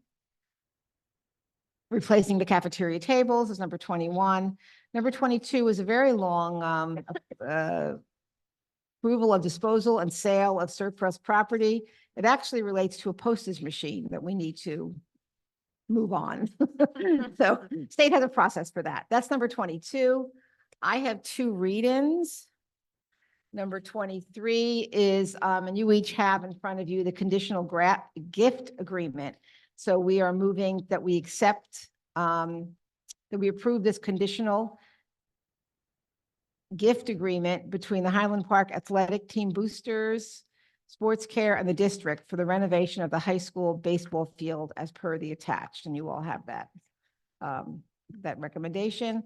And number 24 is approving a contract to replace the flooring at Irving Primary School in certain particular classrooms and Highland Park High School, and the company Interior Solutions, and the amount of what that bid is, $50,871. That's number 24.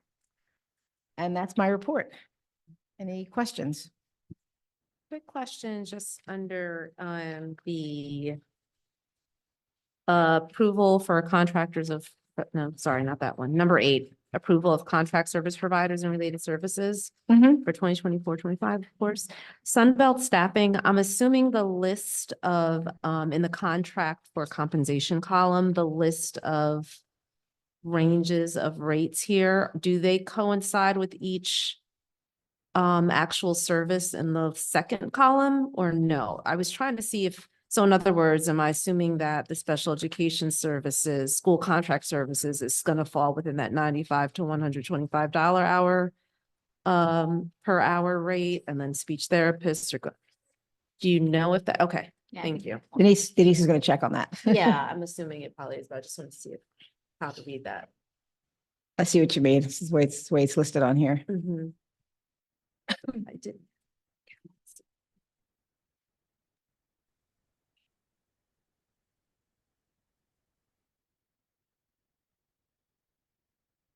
So speech and language pathologists are 95 to 125. Social workers are 70 to 90, so they do coincide. Occupational therapists, 80 to 100, ABA, 55. So they're not lined up on here, but they're in order. They're right. Okay, so when they copied the table, it didn't coincide, but. But the amounts are the same in the order that they're there. Right? Okay. So Yeah. We'll correct that and we'll send it out. Oh, thank you. Thank you. Any other had a questions for question- finance? Just a question about the baseball field. Do you have an idea when renovations might take place? Is it possible it will be done before the spring season? Want to That's the talk about goal. that? However, there's several issues of approval that have to go through. It has to go through the planning board. It also has to get DOE approval. And we need an engineer to do sealed plans in order to get that. Oh, thank you for telling me. So hopefully that's the intent, but we're gonna be at the mercy of certain approvals. Gotcha. Thank you. I had one. Okay, Uh, Dan. So I think this was in the committee notes, but I don't believe you mentioned it, Marilyn, unless I missed it, but that the state grant for the new playground in Irving and that would be done this summer. I was just thinking about Abby's question. Yeah, I don't think it came up with finance this time. It came up last time. What's the Denise, what's an update on that? It did. So that's also included on that spreadsheet that's shared with everyone on Oh, the right. updates. So the purchase order has been sent. The playground equipment has been ordered.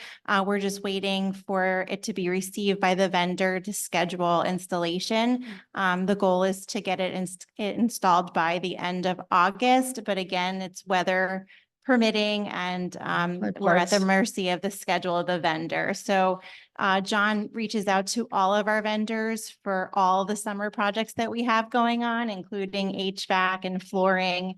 And he reaches out to them on a weekly basis, and then we report together just to make sure we stay on top of all of the projects that we have going on. And there are many projects. If you look at the Google sheet that's shared, the ones that are in green are projects that either have been completed and or started. And then there's also notes in the fields, John's notes from each vendor. Thank you. Thanks. Yes, very thorough chart.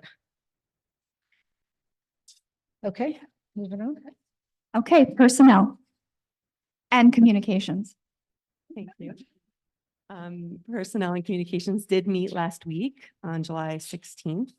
There are notes out in the board drive. I realize I scrambled to get them together, but didn't let anyone know that they were available. So feel free to review because we can't discuss the personnel items. So we went over a lot of various personnel items in addition to some exciting communications discussions on improving communication of like good news throughout the district and how we might better share that with our, our own district community, but also the Highland Park community, those that might not have kids in district. But it's still, very exciting news, and we'd love to share it as widely as possible. We brainstormed on how to better utilize the app. We have a really great HP Schools app pretty much it's left up to the individual schools to send information out, but we'd like to also send a little bit more out at the district level. We're also going to take a better look at the calendar and how to share that with the community. I keep asking for a way to subscribe on Google because my whole life is on a Google Calendar. I've met many Google Calendars actually. So I'm hoping that maybe we can do something similar to the way the sports teams are communicated. You can subscribe to each individual sport. I don't know what's possible yet, but it was just a thought that maybe if you could, check on and check off Bartle, Irving, high school, district, and if there was, just a way to kind of share that.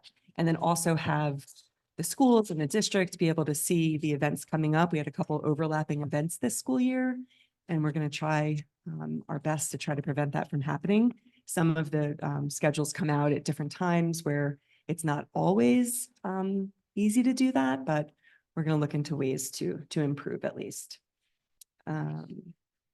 And then also look into ways to maybe work with the borough on advertising some things for the school, or not advertising, sharing some things from the school. Okay, and then onto the agenda.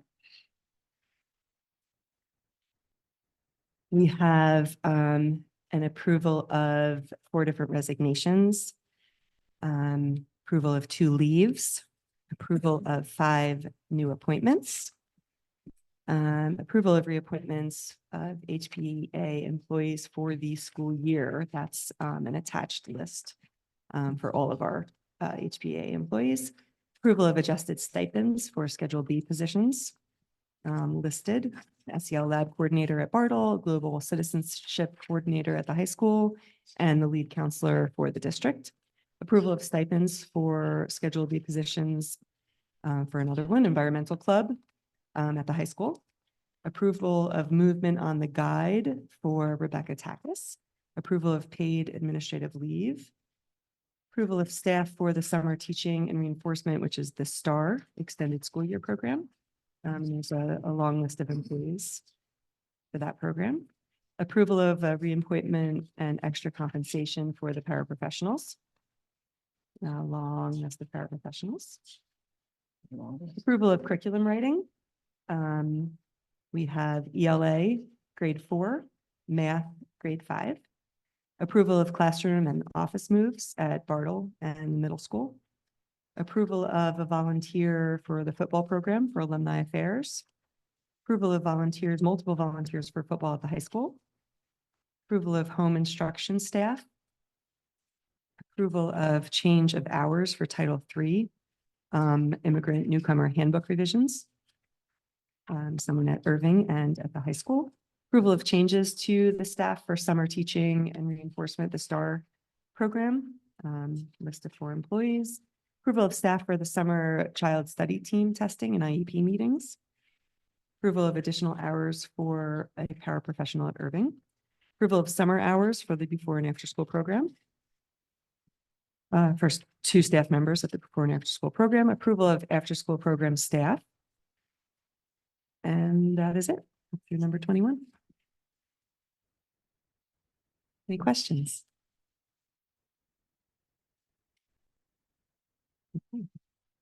Okay, policy. So policy did not meet. Instead, everybody was encouraged to take some time to read. We've gathered quite a bit of, actually Allison gathered a lot of the local articles and policies on cell phone use in schools. So everybody had some homework to do on reading that to begin those discussions at our next meeting. And the reality is that whole process needs to go through multiple school groups and leadership team and so forth. So before policy can do anything with a policy on it, we really need to have a lot of input from a lot of people, or Dr. Suska will need. So we just started the reading on that. So there was no meeting. There are the policies that we're voting on tonight. The only new one is a slight change to the organizational chart, and that's a first reading. If you look at the organizational chart, the change is the business administrator is directly under the superintendent, and then other administrators are on the next line of the organizational chart. So in fact, when Dr. Suska is out, it's Mr. Rosa that is kind of in charge, as it were. So we just kind of cleaned up that organizational chart for what actually happens. And the policies for second reading are ones that we talked about last month. No new changes on those. That's it. Questions for policy?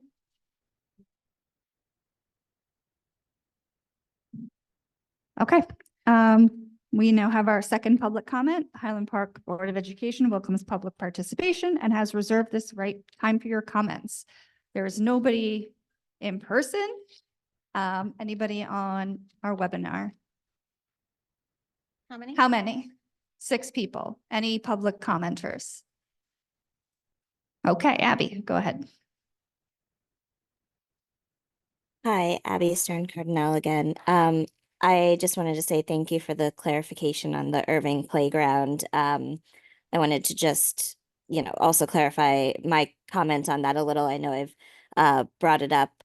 You know, I'm sure there's a ton of facility projects and they're all, very important for different reasons. The one thing I wanted to emphasize about the Irving playground, and I'm sure you all already know this, but if it's not done by the end of summer, it would be incredibly disruptive for, the whole Irving pre-K program because there's really no other space that is permitted for those children to go. They can't go to the other Irving playground because of, the pre-K requirements. So there's no real outdoor space. So I almost would say if there's not an assurance that it could get done by the fall, it might not be a great idea to start it. As much as I'd love that to get started and finished, I would be very, very concerned if it would overlap with the start of school. So I just wanted to make that comment. I would love to see it, completed, but if things get pushed back, I would almost wonder if there could be something over winter break or another break so that it doesn't interrupt kids having a safe space to go outside because I'm not sure there's much other space that the pre-K kids could go to. And again, thank you for all the work, especially Denise. I know that it's all on your plate and you're juggling a million different projects and, I really appreciate that. I just wanted to clarify my understanding of the importance of having the kids have a place to go outside every day. Thank you so much. Okay, thank you, Abby. Anybody else online?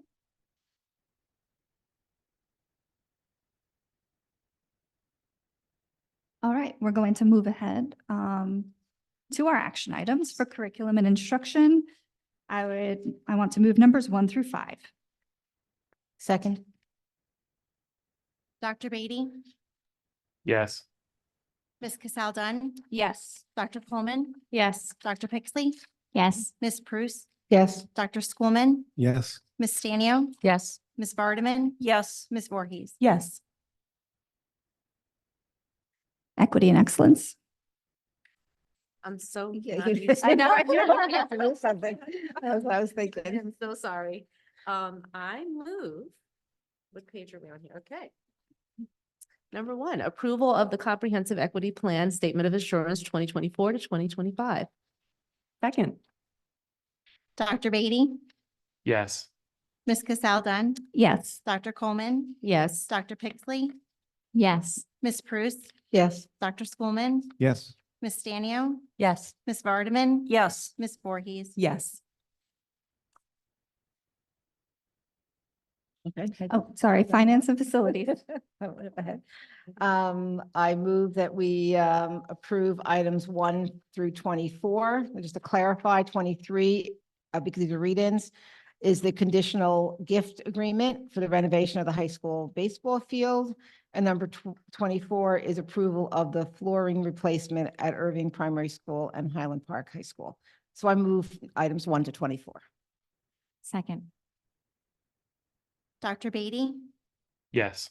Ms. Cassel Dunn, Yes. Dr. Coleman, Yes. Dr. Pixley, Yes. Ms. Prus, Yes. Dr. Schoolman, Yes. Ms. Stanio, Yes. Ms. Vardaman, Yes. Ms. Voorhees. Yes. Personnel and communications. I move items 1 through 21. Second. Dr. Beatty, Yes. Ms. Cassel Dunn, Yes. Dr. Coleman, Yes. Dr. Pixley, Yes. Ms. Prus, Yes. Dr. Schoolman, Yes. Ms. Stanio, Yes. Ms. Vardaman, Yes. Ms. Voorhees. Yes. And policy. I move 1A, 1 and 2, 1A and 2A and 2B and C under policy. Second. Dr. Beatty, Yes. Ms. Cassel Dunn, Yes. Dr. Coleman, Yes. Dr. Pixley, Yes. Ms. Prus, Yes. Dr. Schoolman, Yes. Ms. Stanio, Yes. Ms. Vardaman, Yes. Ms. Voorhees. Yes. Okay, we're going to move on to board liaison reports. Does anybody have any reports to share? I do. On July 11th, I believe it was, I attended the CPAG group meeting, and one, it was in the middle of the summer, really quite surprising how many people showed up. So I thought that was just a really nice, I think they didn't expect it. But one thing that did come up from the group is the desire to potentially do some kind of audit for the CPAG and just for that. And so I think just bringing it up to the table, it came up, and I think we should have further discussion in subcommittees and see what can be done there. Thank you. Anybody else have a report? Okay. My president's report is a reminder to please complete your board self-assessment by the end of July. Only 2 of us had filled it out, so if you could please find some time. So this is so we can craft some board goals and get them into our agenda for first look in August. All right. And secondly, a reminder that the petitions for running for Board of Ed are July 29th. They are due. A candidate packet is available on njsba.org. Any old business?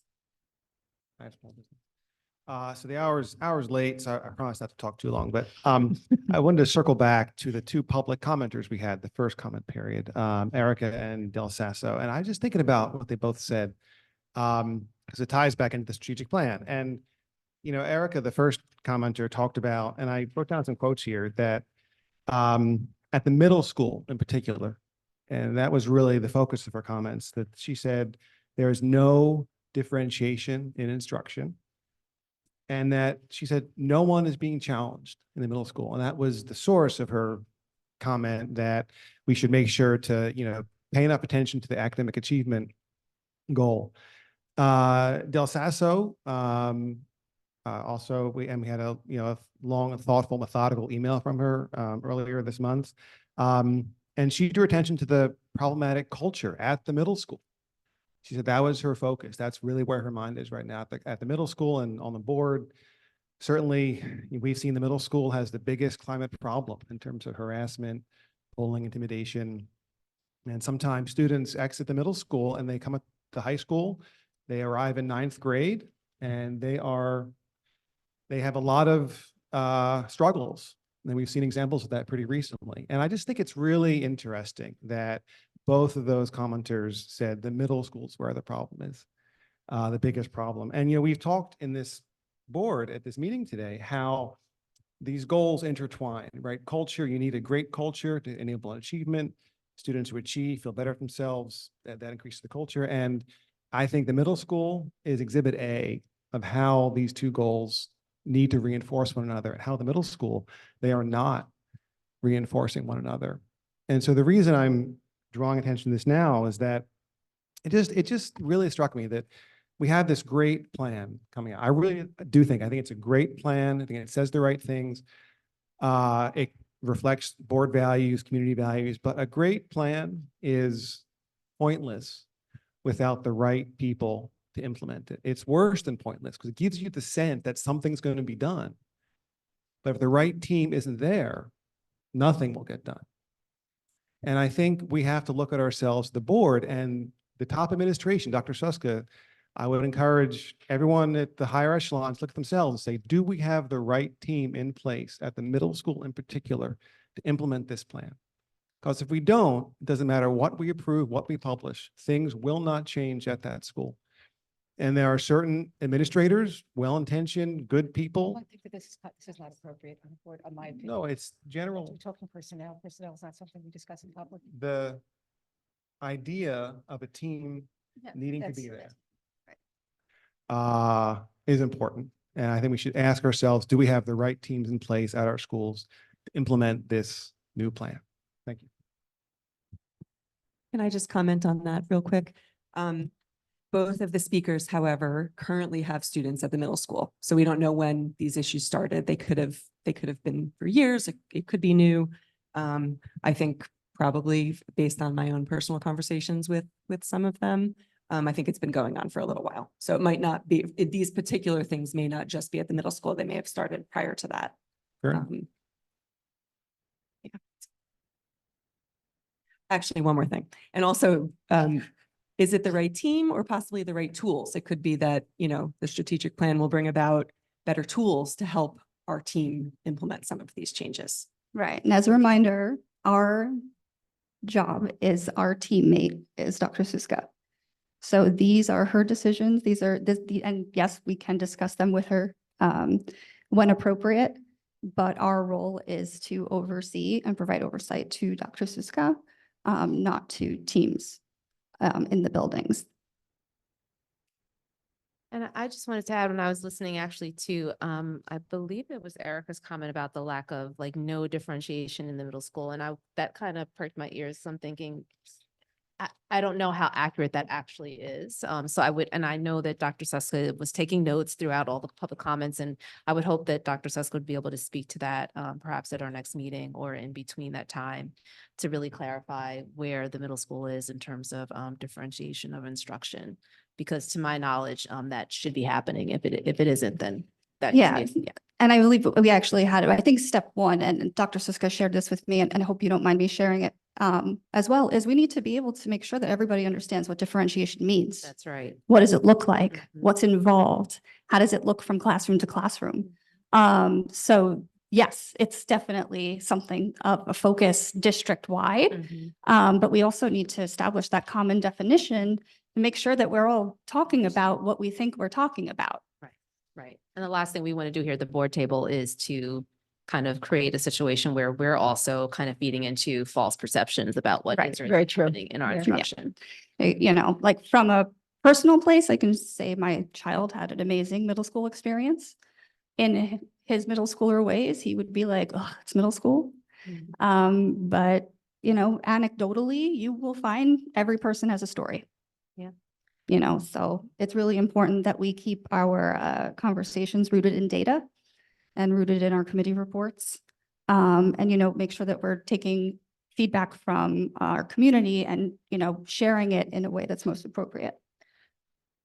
I did want to add something to the discussion around differentiation in education, because I was happy to see in the strategic plan that there was staff development around differentiation in education. And I was just thinking whether, I know this is something that the curriculum department and the equity and excellence has been focused on, but some sort of evaluation of actually where we are. I know that's been sort of an ongoing discussion about how that has been implemented, and some of the challenges that we've had with it over the COVID years in implementing differentiation in education. So,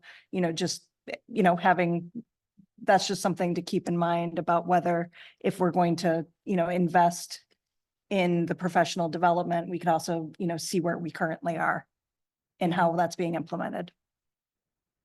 I think that's a Celeste, I great. just want to say that, differentiation of instruction has been a conversation of this board since I joined the board in 2018. So, Yeah. and actually, I think that is a good point about evaluating sort of where we are. And there's always been, and I think this is across the board, differentiation, again, is very difficult, especially when it's not perhaps the same common definition of what that means. And it's not just kind of a one-shot professional development. It takes a lot of resources and ongoing support. So I do appreciate you bringing in the idea of, well, where are we in terms of how we're doing with that process? And that is a conversation that curriculum and instruction also typically kind of takes the lead on, but it certainly dovetails with equity and excellence as well. Yeah, because there have been some areas where it's gone better and some areas where it's not, and, just being able to take stock so that then we can assign resources appropriately and, sort of Right. see where we are. Right. And I know that we are taking that seriously, so Yeah. I just wanted to bring it up. Yeah, and I mean, Monique can probably speak to this too, but differentiation was a topic when I started teaching in 2005, 20 years ago. Before you did it, it was, And it was on. was It on my has mind. changed in definition throughout the 20 years that we have right. been doing it. I mean, if I were to do things that I was taught to do today, back in, from like when I was doing them in 2007, I would be ineffective because this understanding of how kids learn and it has changed as new research comes out. So, that's why it's so important that we establish a common definition and really, like you said, and assess ourselves. Provide the guidance that we are supposed to provide through the appropriate board actions. I think understanding differentiation and explaining that a little bit better would be helpful. I think sometimes parents, myself included, if you feel your child isn't being challenged, that's kind of the keyword that you use. Yeah. Well, then there's no differentiation in the classroom. So maybe there's other ways to ask for help or other ways to describe what the challenges are. But I think that's maybe where some of it's coming from. There's no rigor, there's no differentiation. It doesn't really mean that, but if you're frustrated feeling like your child isn't challenged, that may be where we're going. Mhm. Anybody else? All right, no new business? Or is there new business? Sorry. I didn't mean to make that decision for everyone. Is there new business? Okay, in that case, I move to adjourn. Second. All in favor? Aye. Have a good night. Night, everyone. Yes.